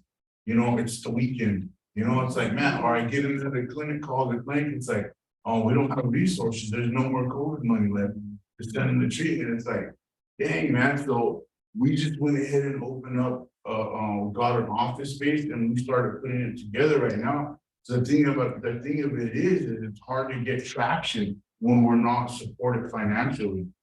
You know, that's what we're looking for. We're looking for financial support. You know, and the program is actually put together open to treat all of our community members. Not because, you know, it's like, I can get high with you, but I can't get well with you because I don't have insurance. I'm not enrolled, you know, but I grew up right here in the community, you know, cousin, family, whatever, you know, so we're looking to offer treatment across the board to the same, you know, and one of the things, our dream is to get our community, our tribes to believe and understand that we can heal, we can carry this, and we can recover. And once that we believe, then we can open up a detox center and offer that to our people, you know. I myself had to leave the reservation to get that balance, but of course I had to come back. And we always do come back. But what it is, we want to build that, get this intertribal treatment rooted really strong right here. So whenever they do come back, they'll have they will come back to a sick forest. The forest will be healed. The families will be involved. You know, there is recovery around here. You know, it's just a matter of us, you know, strengthening it and rooting it in. You know, so we are working. We're doing our part. You know, and we just need assistance. You know, we need that help, that financial support. You know, letters of support are nice. You know, they're good. They help with grants. You know, they do. They help with grants, and you know. But the thing about it is, man, is that financial support is where it's at. You know, we have things lined up. We have a program basically outlined that's culturally sensitive, a system of care that works for our people. It's gonna work. We're gonna incorporate sweat lodge. We're gonna incorporate bird singing. We're gonna incorporate peon. We're gonna incorporate all of our traditional teachings. But it's just a matter of, you know, and we are gonna be state certified. But the only thing is we have a clinical director who's gonna help us so we can actually build those insurance, you know, because like we said, our healers, they don't acknowledge our healers. They're not psychologists. They didn't go to school, but we have cultural advisors and spiritual leaders and who are real consistent, sweat lodging, giving them that tribal feeling, that feeling of love, you know, and they do have to be here. You know, and there is a part that's incorporated with 12 steps of recovery because it's a spiritual program, and that's what we are. We're spiritual, you know. So it aligns right along with our traditional teachings and healing, you know. So we are working, you know. It's just You know, it's a process, so. But the substance abuse and mental health stems from the historical and generational traumas from our ancestors, you know?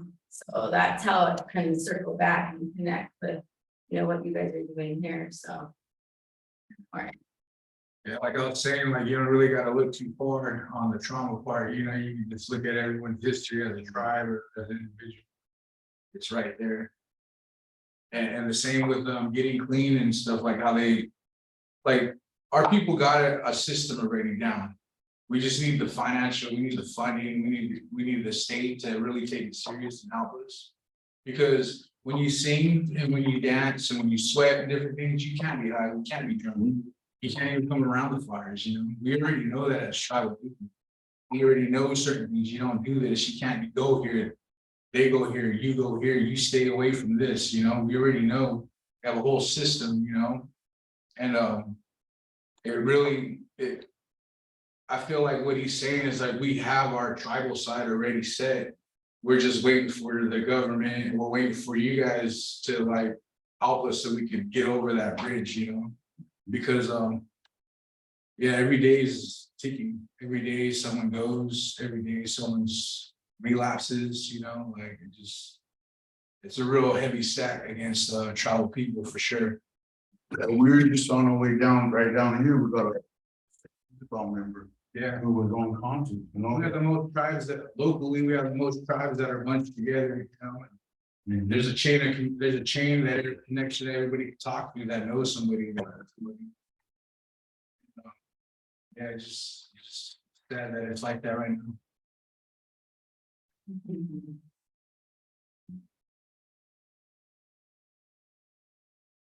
Any other thoughts, comments?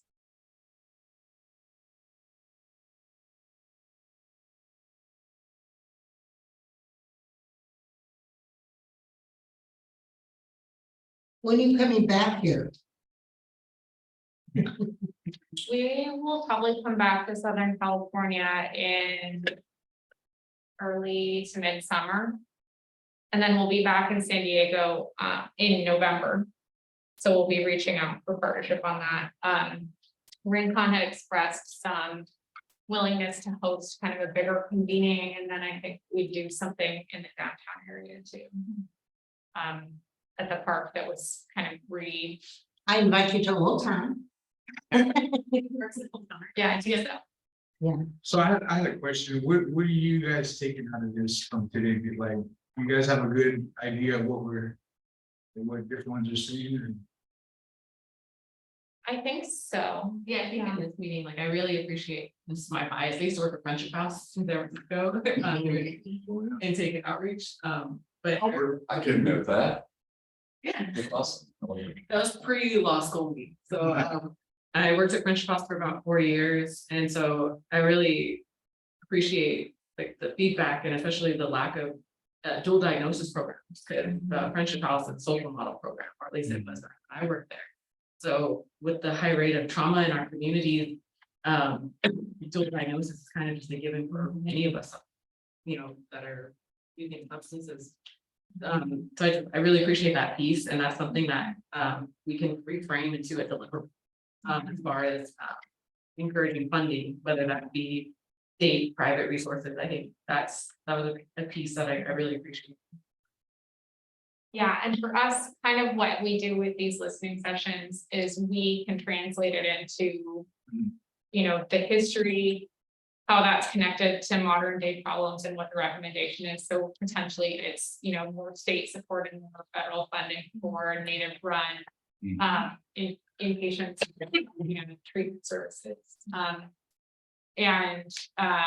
You know, that would have some refining, but then, you know, we've got actual records of Native people, for example, being paid in alcohol at the beginning of statehood, and that's created like this whole system of you know, being paid in alcohol, being arrested for public intoxication, and then being put out again, and then being having the cycle just go over and over. And so having issues like that, issues like the boarding schools where you have kind of a disconnect in how people understand how to raise children because they're being raised by people who are actively abusing them. And so what we get from this is it kind of comes into how we think about the bigger picture and what those recommendations might be. And then also whether do current systems of care and wellness systems adequately account for all of the things that Native people experience, just generally as being descendants of the genocide, but also, living in communities where everyone's dealing with a lot of that trauma. Is that? Yeah, I think that, and just the conversations in general, yeah, we take everything, so like whether that be access to ancestral lands or native preference, like those kind of like, it just feeds into the entire process. And we record these and with the goal of transcribing so that we can take those recommendations and put that into a. And so this is all just part of the process. But I hope you got a lot today. I really appreciate participation, and we do these often, so I think it depends on where we're at, who comes to the meeting. We have Every single one is different. every single one's been different. Some of them we had our first in-person listening session in Yosemite. And so we were all kind of gathered around, and there's a lot of elders there.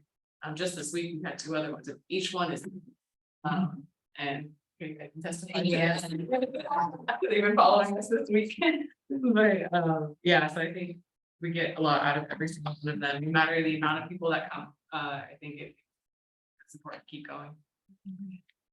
I just wanted to put a new buzzword that I learned today that just fits at all what everybody was talking about. And it's, and I read it actually in one of the grants, and it's psychiatric, it's cultural psychiatry.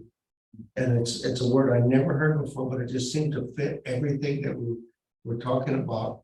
That the culture is the Answer. action, yeah, the action to all of this. We're talking about all the problems and the solution. The solution is that term psychiatric psychology is just like our cultural psychiatry. It's the term, and you've seen it. If you've been at Brent's Chip House, you've seen the healing there. Thank you. And I also want to acknowledge Chairman, this beautiful group. Beautiful.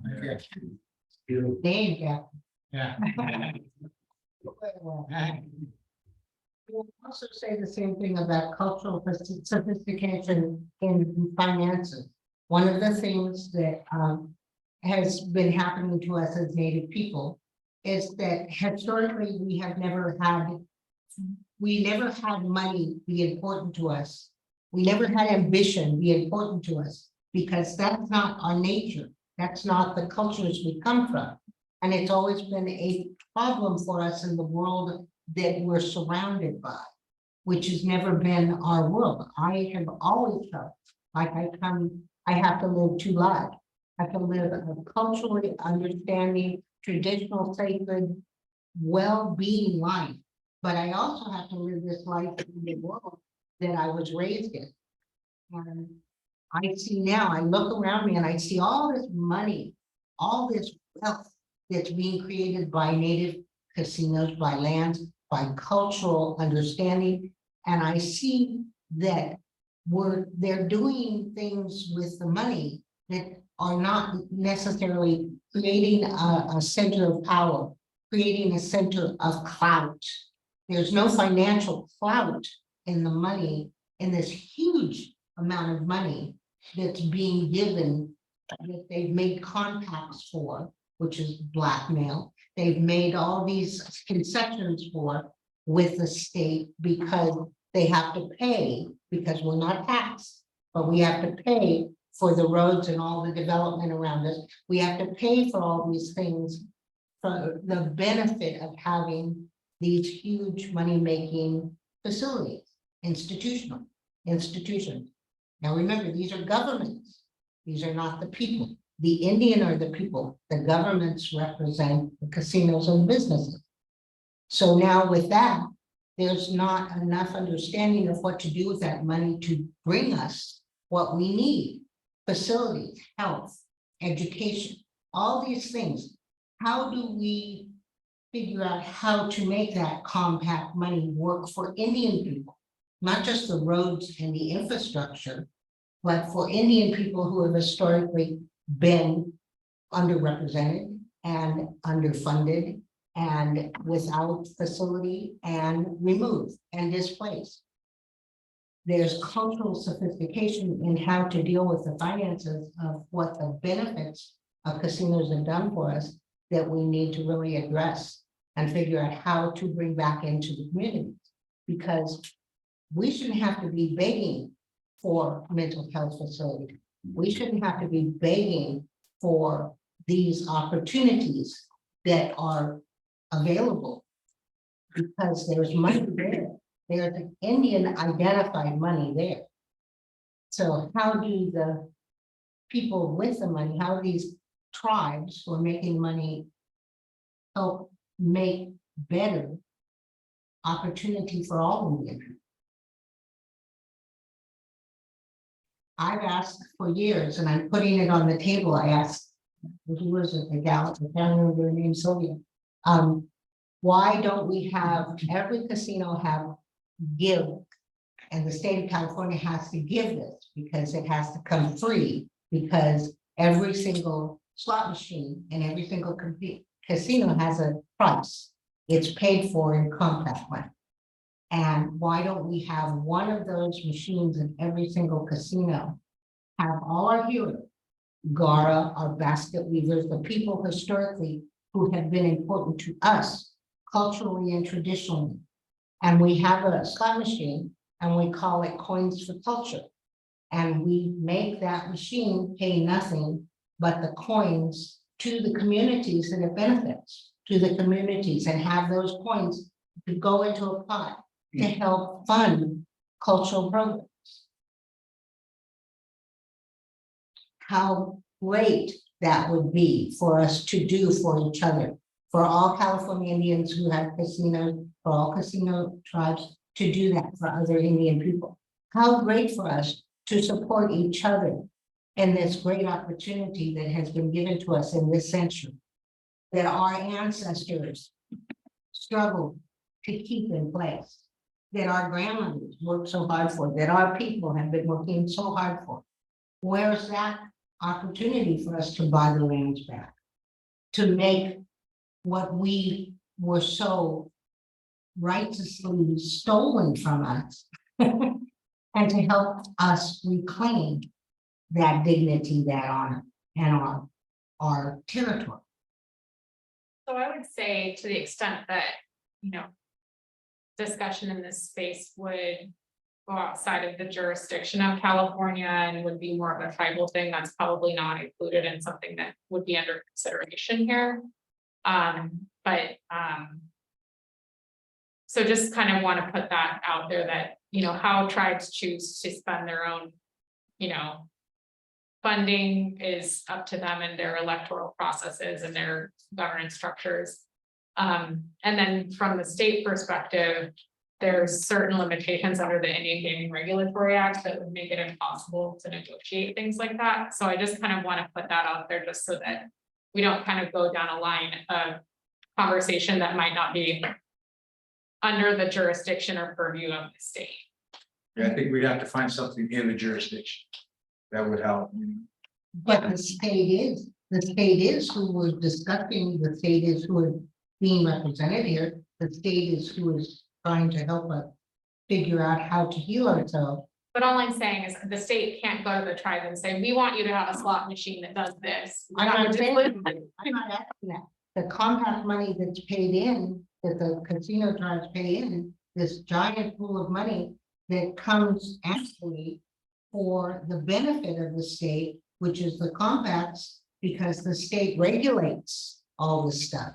The state regulates all this funding that's money. That's what I mean, is that underwent an audit and it has to go specifically for certain purposes. And so I understand kind of the underlying impetus and that we should be looking at state resources to fund something similar to that, but I would encourage you to look somewhere else than the compacts, because those have some pretty strict legal. Well, how did he get that $200 million for the museum? That's general fund. General funds, okay.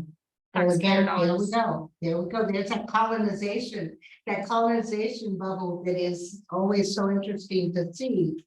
How do we figure out how to make it benefit us? and make it accountable to us so that it actually, it's coming to, and it's got some tangible results. So we need mental health facilities.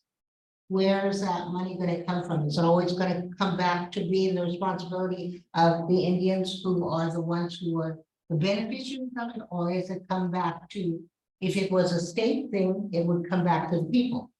Well, so, that's kind of the question is how do we look at the recommendations? And sort of what I've heard from a lot of the listening sessions we've had is that there needs to be a lens where it's based on the relationship with tribes in the state, so that tribes have some benefit, and that there also has to be something that goes to individual Indians. So how do we figure out who individual Indians are? And we've heard that potentially the California rolls are a starting point, and that would be kind of like for, you know, things like tuition, for example, things like healthcare, that would be like a baseline. Every Indian, California Indian, should be entitled to this, just as a matter of being a descendant of this genocide.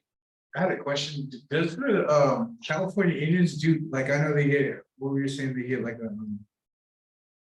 you know, like, do they give some kind of grants for substance and stuff like that? So mental health, or I know they get it for like clinics and stuff like that, but like, do they have something where they would help, like mental health facilities, or starting something like that? So there's a couple of different things. So IHS gives funding for clinics. There's no California Native hospital. They pulled out the funding, I want to say back in the 60s for all of that. So that's another piece that, like, we have the largest number of Native people generally, and then the largest number of tribes, and there's no California tribal hospital. It's crazy. So part of this could be advocating for being made whole by the federal government when they dropped that responsibility. Another piece of it, though, is that the state has funded in the past couple of years different programs that are designed for wellness. So most recently funded the Friendship House Village, San Francisco, and then also funded a pilot project up in Yurok territory called the Wellness Village that will be a substance abuse and treatment facility for local California Native people. Is that like that Yakama? Yeah. Oh, okay. Yakama is different. That's an actual it's a space for Native people. This is an actual wellness village that would be a treatment center and inpatient. Okay, yeah, because I know David Smith was, he was trying to aim for something like that, like an alpha facility with that property that they got. Yeah. So, yeah, that's why I was wondering, how does that work, like, you know, with the funding and stuff, for, like, he doesn't have an official building or something, but maybe he has like a little container, you know, the metal containers or whatever. Maybe he could get like some kind of funding, or him and this committee could get some kind of funding where they can build something. Do they offer that, or? So I would say if it goes through state funding, there are like baseline things that need to be in place, and we could put you in touch with the Department of Healthcare and Human Services, who would be able to kind of let you know what might be available, and especially if there's a plan for, you know, medical reimbursement, things like that. But on top of that, we're connected to private funding sources that might be wanting to help with something like that. So just kind of understanding what the business model is and what you're looking. Yeah, because you need like license and like there's an insurance and like, kind of like construction, like you got like workers, you gotta have like, you know, Like specific, unions and yeah, stuff. Well, then understanding if it's, you know, something that's supported by tribes, if it's on tribal land, all of that is helpful to know. Yeah, right so now, private funding would be to yeah, right now, our office is currently in Palm Valley. It's a neutral area, you know, right by the post office. okay, yeah. Yeah, we've got an office space right there, and you know, we are a nonprofit, we have a UEI number. We're going after grants right now. We actually have 4 of them. Yeah. We're in the process of getting, you know, we're But we pretty, applied, so, yeah. you know, it's just, you just go into a pool of hundreds and thousands of other people who applied, so there's no guarantee. But Chairman Smith has been a great support. Yeah. For the beginning, and our Southern California Tribal Chairmen's Association, just let them know what our plan was, so that our tribal leaders know. You know, so we've been getting support from our local tribes, so I'm really grateful for that. Well, so outside of that, there's also the SoCal Grant Makers does this type of work where they're wanting to do social justice oriented private funding, and they're based out of San Diego. And so those are resources outside of the private community, for example, that are wanting to do more, but don't know how to plug it in. right. So we can continue this conversation, I think. So another question. You've been giving funding, you've been offering in your general fund. How do we find out what they're funding? Because if you write grants and if you know that you need grants, it helps always to see what it is other grant people have done, what kind of funding they've gotten, what they succeeded at. You have been giving out money, but we don't have any idea of what kind of things they're looking at and that they're funding. How do we figure that out? So the things that are in the general fund are not grants, they're actually just like line items, so like that's under the parks budget, for example, so it's not. It's basically, is this a priority of the governor and does he want to put it in there? Sometimes it's, is this a priority of the legislature and do they want to put it in there? And they can do direct funding sometimes. For things like the wellness center in Northern California, that again is like a direct line item based on a priority of the tribes in the area, the direct ask, and the priority of the governor to want to fund something like that. So those aren't grant programs. The one program that I think is pretty transparent, and which is again like not a traditional program, but is the Tribal Nation Grant Fund, where it does have summaries of what people are applying for and what the amounts were that they got, just so that folks can see kind of what are some of the priorities of the non-gaming and limited gaming tribes in the state, and where are they not getting kind of adequate funding or capacity for that type of thing. And then for your truth and healing, you have a fund. We don't have a fund, we have an affiliate who runs a fund. And how do we find out where they're allocating monies that people are applying for? I think contacting all projects. Yeah, I think if you contact Decolonizing Wealth Project, because we're not quite clear about how they're funding and. Yeah, so the fund is an affiliate fund. It's not our fund, it's not a state administered fund. We don't have overview of the choosing the applicants. So it's a fund, a private fund that was created in like relation to this work to support the work of the Truth and Healing Council. But we as the state do not oversee this fund. How would, okay, then back up again, because this is one of those things. Here it is. They're aligned with what you're trying to accomplish. They're called, what are they called? They're called Decolonizing Wealth. Decolonizing Wealth, but yet we have no idea who we apply to. We have no idea who's looking at the grants to validate. So let me jump in. So the review, the panel is made up of California natives, the ones that are actually making that determination. That is our financial partnership committee, which would be Councilmember Christina, Councilmember Myers, and Carl sit on that, along with a couple of other California natives, so Che Lowry and Eric Acosta. So those are all California natives that sit on this panel that oversee the application process. But we, as Truth and Healing Council, do not oversee it. But make sure that we had that California input on there, because we thought it was really important if we were going to be kind of having this affiliate fund, that it be California native driven, recognizing that DWP, Decolonizing Wealth Project, is an out-of-state organization. So we wanted to put an element of California native into that and have them make those calls, but we do not know what those calls are. Okay, and is there accountability? Is it a nonprofit that's actually developing this? Is there a way to look and see what it is they're choosing so we can know the directions they're going? I've heard different plugs from different places that are getting funds for the things that seem interesting, but not necessarily very community wide. And I'm just wondering how you find out what is being funded. Yeah, I would reach out to the decolonizing wall project, and we'll also reach out as well and see if we Yeah. can get some. That would be useful. I know we're about out of time but you touched on something.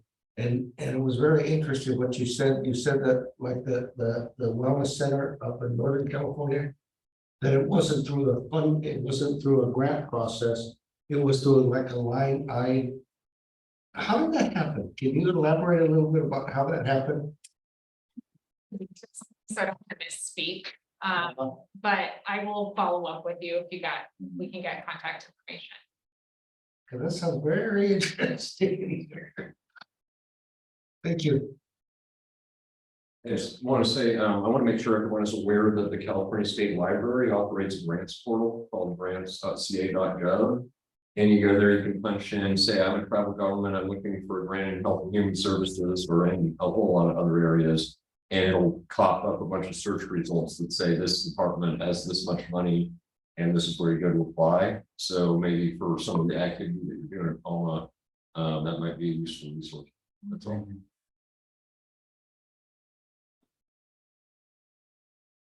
And when can we expect our audit?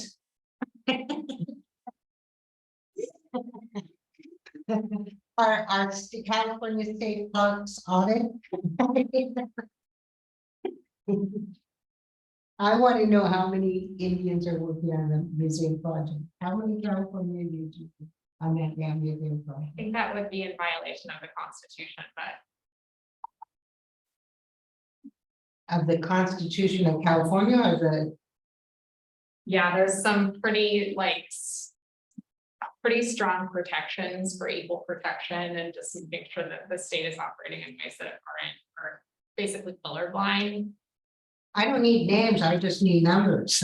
Clarify that museum or the Indian Heritage Center task force is all California native. Yeah, and that is what is driving the project, and we are also involved in that to California natives.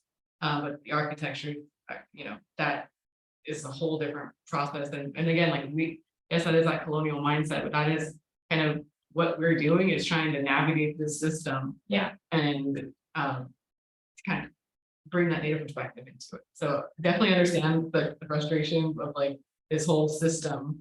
And believe me, I probably get told I am frustrated with it most of the time too. But that is what we are doing, is kind of figuring out how to move in ways that keep that structure. Well, and even that firm, so the people that we're speaking so that was the architecture firm and the public relations, which is native run, not California native, but native run. And then they also work with Dennis Hendricks, who is a wonderful community partner and has been making sure that they're doing it in a way that's aligned with what Who was that? Dennis Hendricks from Walney. Yeah, I saw. And is making sure that they're doing it in the way that the task force is directing. So it's very much not the model of, they're driving this project. They're very much accountable to that task force, accountable to our direction, and making sure that things are being done in a way that is inclusive. So they actually have a kickoff event, coming up at in West Sacramento, where they're going to be kind of engaging with all of the task force. The task force will be there to engage with the conversations and explain why they made the decision to hire that firm. Part of that decision was largely based on the fact that they had successfully helped build that the First Nations museum in Oklahoma that reflects all of the Oklahoma tribes, and they thought that was really well done.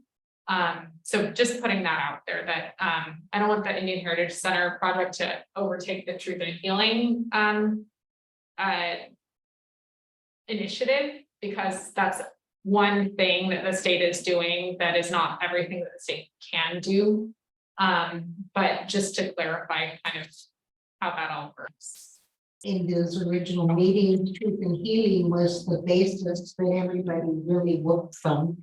And that was the values in 2005 of the community we brought to the table to talk about the Indian Museum. And we got a lot of the elders and we worked with all of the state of California. And it was the same context and the same values and the same stories. And that's the thing that I think is hardest to accept, because this is where those stories can be held. That is where these experiences in our history can be put in a way that is more vivid from our perspective. And I found how hard it was because, and the task force is always Indian, and the people who come to the table are always Indian, always volunteers, always giving of their time. But the integrity of the work and sitting down and writing the book, I had to write the book because there was no California Indian but me to write that book. And I got great grief, and I was shocked because I came in Pollyanna thinking, I'm gonna be able to be in the belly of the beast and change this beast. And I believe that. And then I watched everything to right now, and here we are back. And I feel that I don't want to be disappointed. I want it held accountable. That's what I keep saying. And so that's my just there's not enough California Indians with a voice of authority to make sure in that state park system that they're doing their job for us of California. There's not enough. There's you guys, and I applaud you and I thank you. And I you may think I mean to you, but I'm not. I love you both because I know how hard a job you have. And I know how hard it is to be here. Because I've been. So accountability, and like I said, there can't be an illegal audit. It can't be illegal to see how many people who actually have jobs that are in good paid positions, that have authority, that have voice like you within the California state system, that are hired in these programs that are in the name of California people, in the name of the California Indian Museum, in the name of California public school systems, in the name of medical Indian, California Indian heritage health. We in our name, how many of us are really there? That's what concerns me.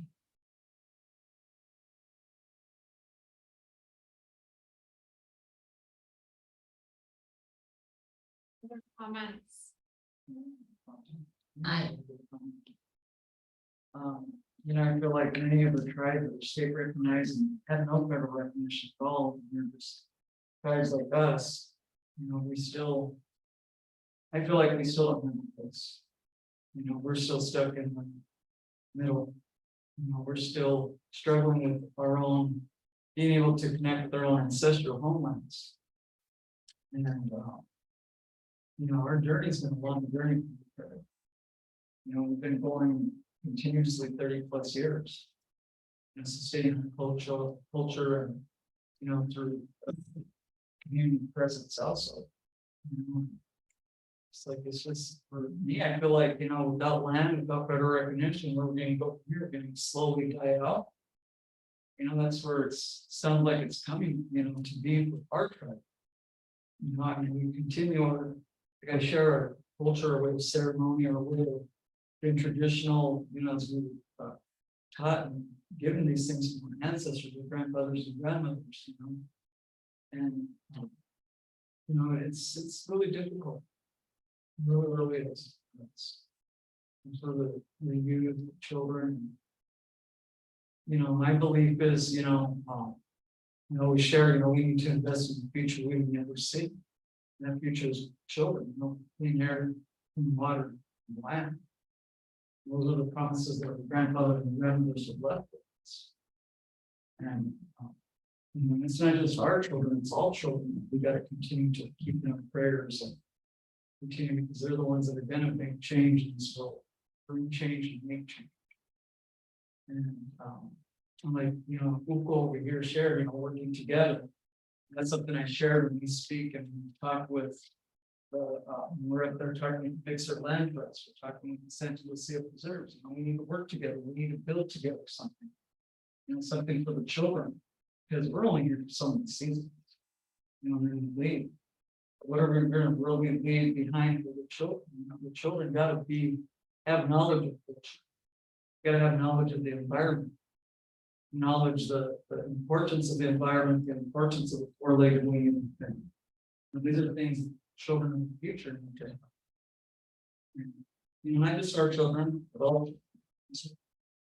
That's something I would share with people saying, working together, building together. And I think that's where it really comes down to. So we'll be able to succeed, and really build and see things change.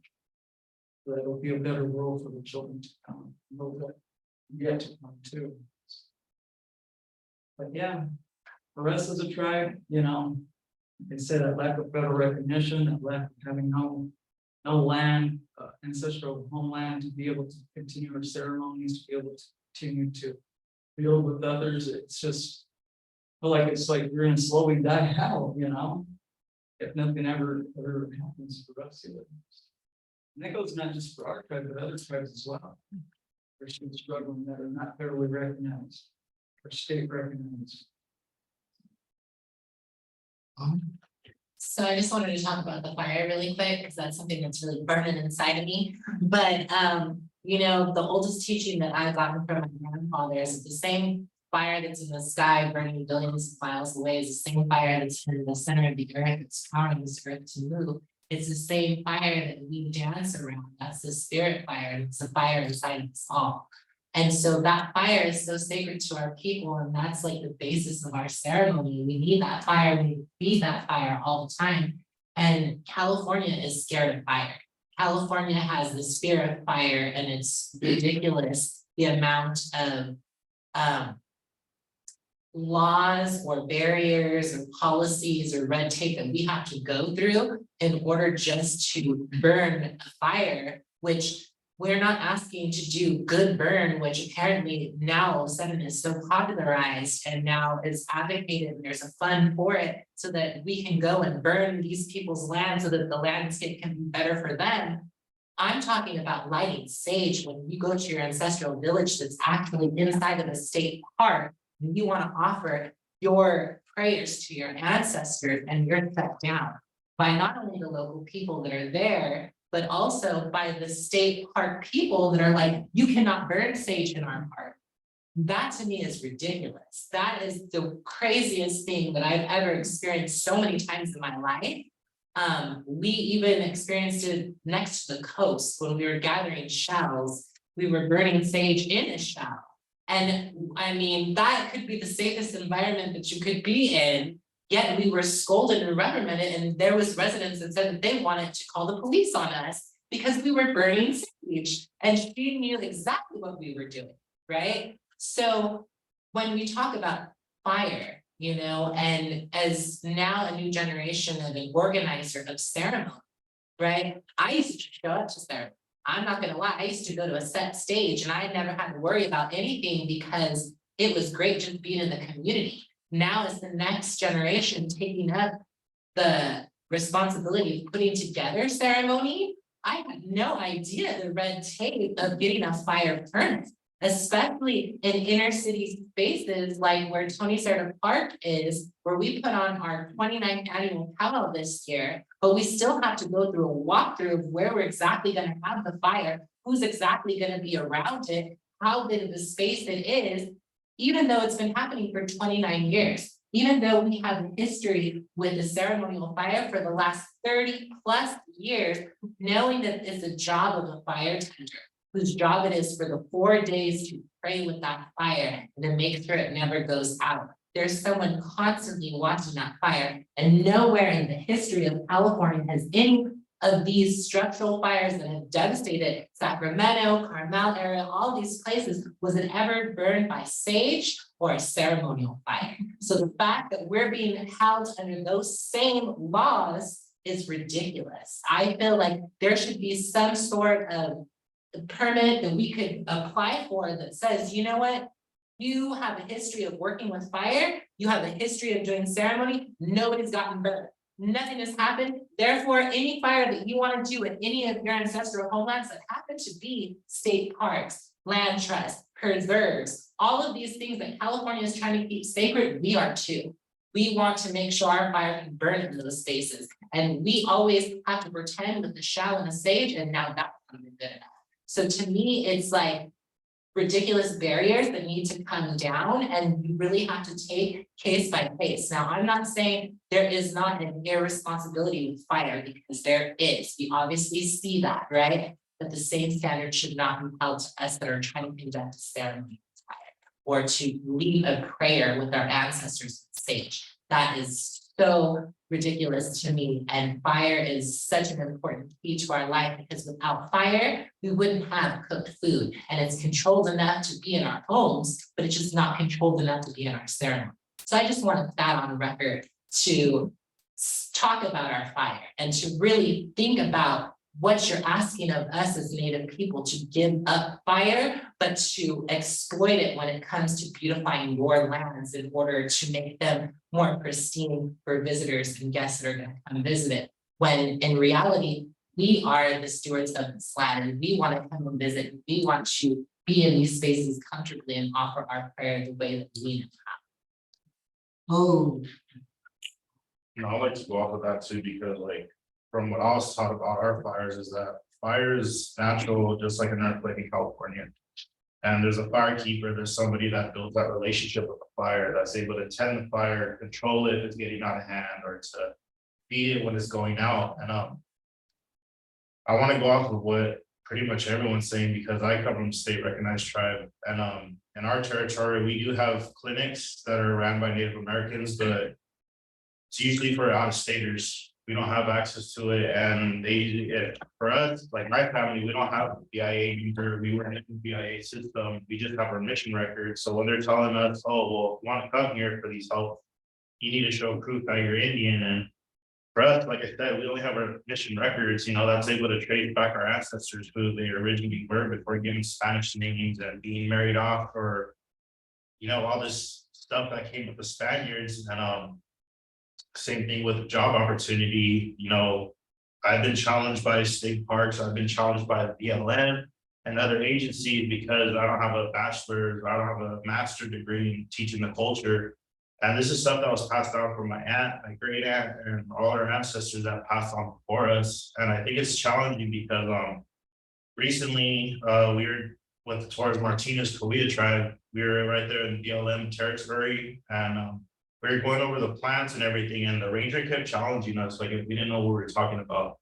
And it was interesting because the elders were asking, well, what can we do to work in these spaces without going to college? Because some of our people don't have access to college.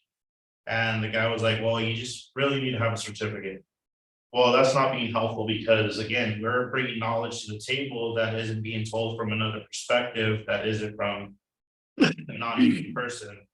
And a lot of the information that is being shared by non-native people, it's usually the information that was available at the time. And for us as Gabrielino people, we're constantly changing the narrative, because historians and anthropologists always like to challenge us and be like, no, you guys are living on your land for 3,000 years. Well, you guys are here for 2,000 years. But when they're digging up our ancestral remains because of development, and they're finding that our people have been living there 10,000 to 12,000 years, and even going on before that, depending on the village site, we're always, okay, well, where are you getting this information? Because I read a book, or I learned from this person who was studying your culture, and I didn't see none of that. So where are you getting this information from? And when we come together as a community, even though we have our differences, and for those that aren't familiar with Gabrielino people, we got 13 bands in our territory. And we all split up because of a non-native person. They came to us and we were seeking federal recognition, even going on before in the 50s, when the state of California came out with the Project Termination Bill to de-recognize tribes and to make it harder for tribes that are seeking recognition. We're trying to come together, but unfortunately, just like all families, we have our differences. We might not agree on certain things and everything else like that. So it's hard for us to move forward, because the state of California is like, okay, well, who do we talk to? Who's the real people of your tribe? Who, you guys need to get it together and then be one, and then we'll work with you. But it's challenging because, again, we all have our differences. And 2 days ago, it was interesting to see just 5 of the bands in the same room without arguing amongst each other. We argue over nonsense of like, what we want to identify as. Tongva, quiche, all those names are, yes, they're modern terms. We traditionally identified ourselves by our villages. But when we're seeking federal recognition, the government said you guys have to have a name for yourself. Y'all have to be united as one. And that's what caused the split, because one, where are we gonna put a reservation in urban Los Angeles? That was one thing. Then they asked, okay, well, show proof of who you were for the last 200 some years, depending on how long it's been since the mission, right? And we can't show that proof because we had to evolve and adapt into a lot of the people that came in with Spanish, the mission system. Then we were forced labor for the rancheros in the Mexican period. We lost our identity. We had to call ourselves Mexicans. And then when the Americans take over, it's either you're a Mexican or American. Which are you? Oh, well, we can't be American because we're not white. We don't speak English. We only speak Spanish because of the Mexicans and the Spanish. So now when they're putting these policies that are making it difficult for us to move forward, and like I mentioned earlier from the other hearings, we're still suffering from policies that were written in the past. I want to know what the state is doing to obviously changing policies overnight. It takes time. And like you mentioned, I think whoever becomes in power after Gavin Newsom leaves office, because he's already on his second term. So who's going to come in after that, and what are their views on Native Americans? And yeah, I just wanted to share some of that. But to also show that, like, again, state recognized tribes, you don't have certain benefits like federally recognized tribes.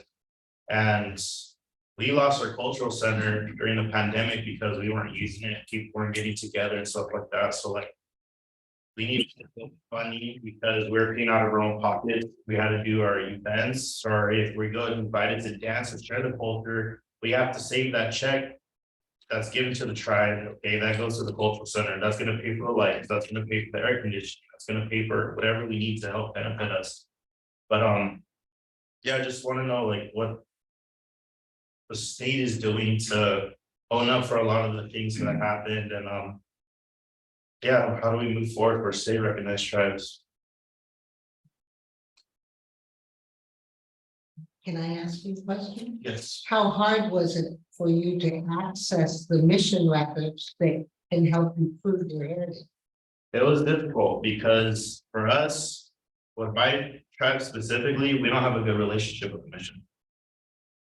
Our spiritual leader was teaching my partner's sister, and what was it?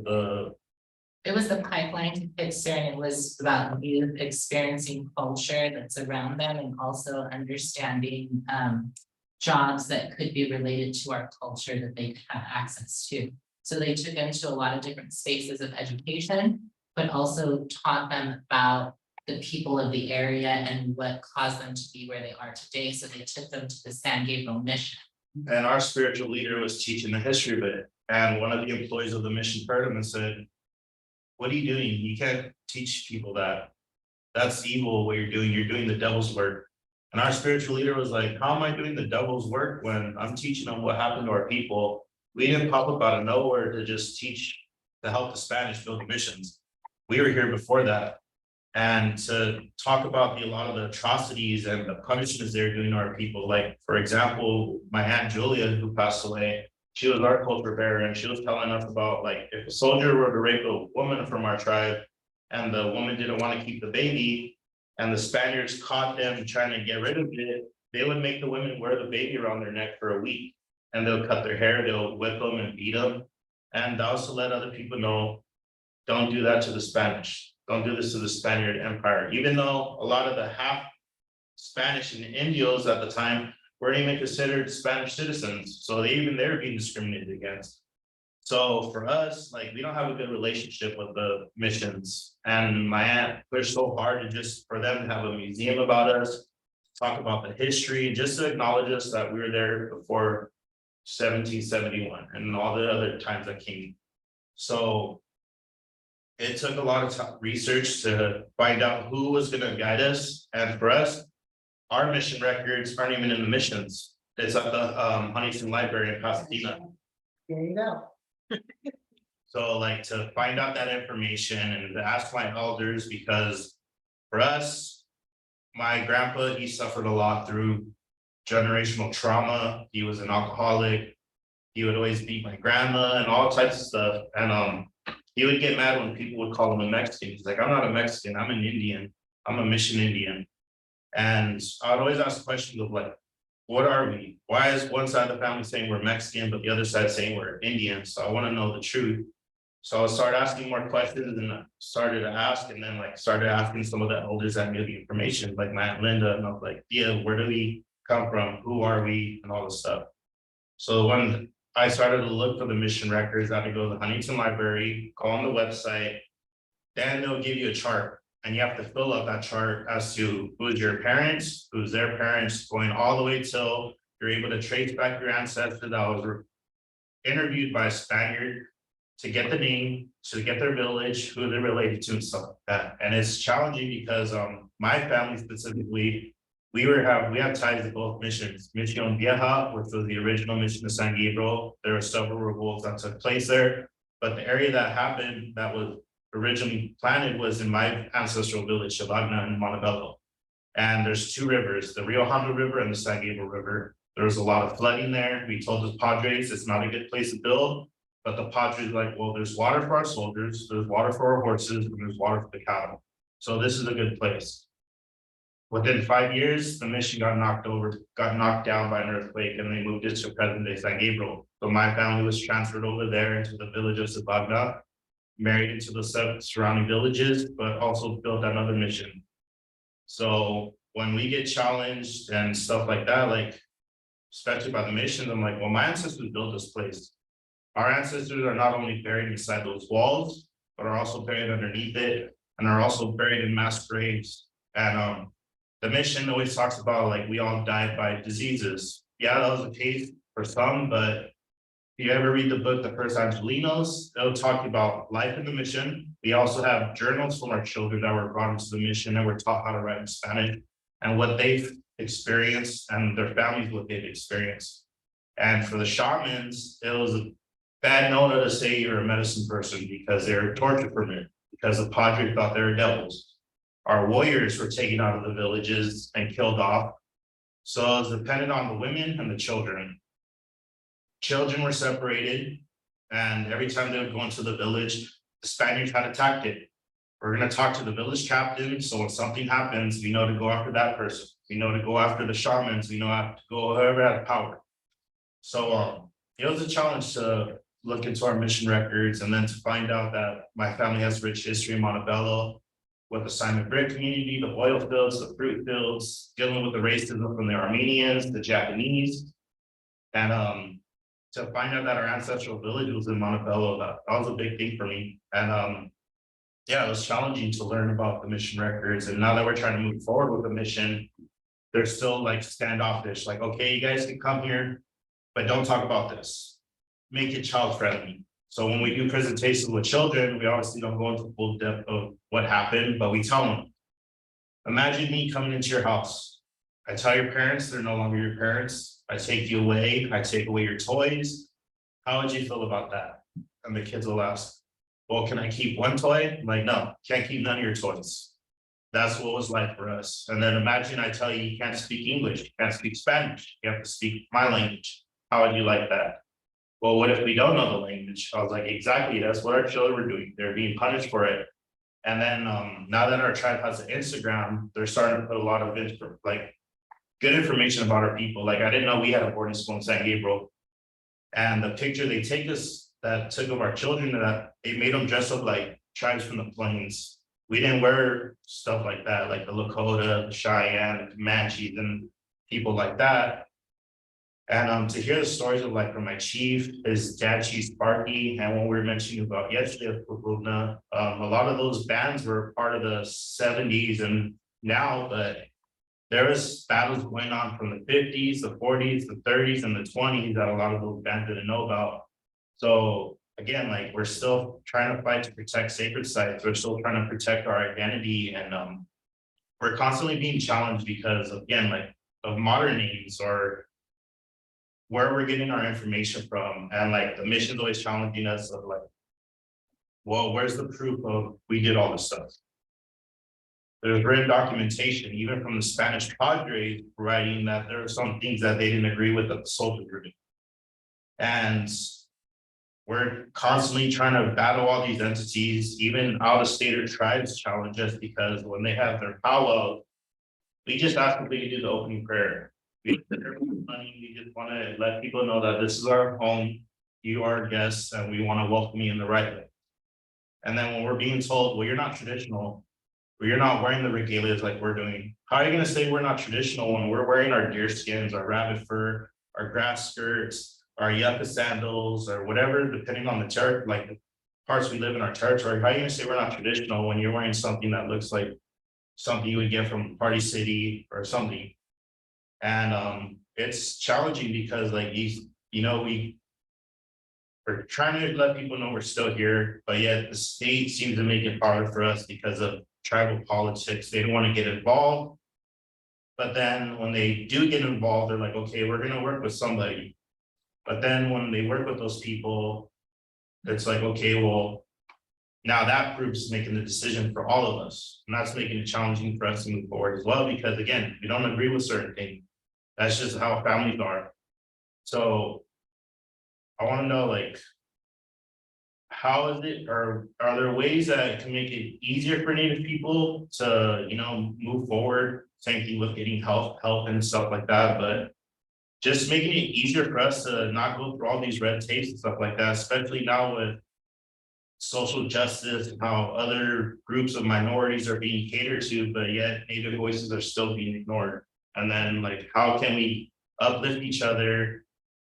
No matter where we are in this California, we know our traditional landscape. We know where another tribe would have been. We know the hunting grounds, we know the ceremonial grounds, the burial grounds. Like, we know our own stuff, but like, is there ways of the state can make it easier for Native people to move forward, or are there any tips, especially for two Native women that are working for the state? Like, do you have any advice to uplift Native people that are trying to get involved with the position that you're in right now? Tough question. Part of it is this process is intended to look at, kind of the things that you just said. Right. And see how we can make it easier to kind of get through the red tape, get through all of those challenges. So we'll need to take that back and think about it a bit more. But I mean, I know, speaking personally, it's not much easier on the inside either. So. No. Yeah, I think. It's governments, it's the government, because the government has always stood for so much. What he just described is genocide. That when I looked at the state, they didn't want to say genocide, but this is genocide, this is modern genocide. And this is what we have to make sure is acknowledged so that it doesn't happen, so that we can prevent it. Because his access to his mission record, it's not just the Huntington who has them, they have them in Santa Barbara. The church owes us that documented history. That's something that we have to go sue to get and to put it accessible so we can all look at it. Because it's about all of us, every single one of us in here has a history of somebody coming to be documented, and they were first in the church. After that, there's lots of places. And for some reason, Paula ended up with a lot of stuff in the 30s that I'm still looking for. But the point of the thing is that documentation belongs to us, and we can help rebuild our history if we have those things. And there's nowhere and no place that has ever put it in one place and has helped people access it to see who they are. And the state was who started termination. The state was mandated from the feds to the state. The state is who started terminating rancherias and terminating California people. So that history is within the state, but it will be at the Huntington because they have a very good gatekeeping. Yeah. And the gatekeeping is part of what is colonial thinking that we have been trying to break through, at least since 1997 in my time, and we continue. So we are at time. Thank you all for bearing with us. We went extra? Yes. Oh my god. That's so good. Well, thank you, Madam Chairman, for holding on to your. Would anyone like to? Would anyone like to close this out? Any final thoughts or? Song, and I mean, we could offer a song if that's okay with you all. Sure. Please. Grandpa's favorite song. Thank you. Yeah.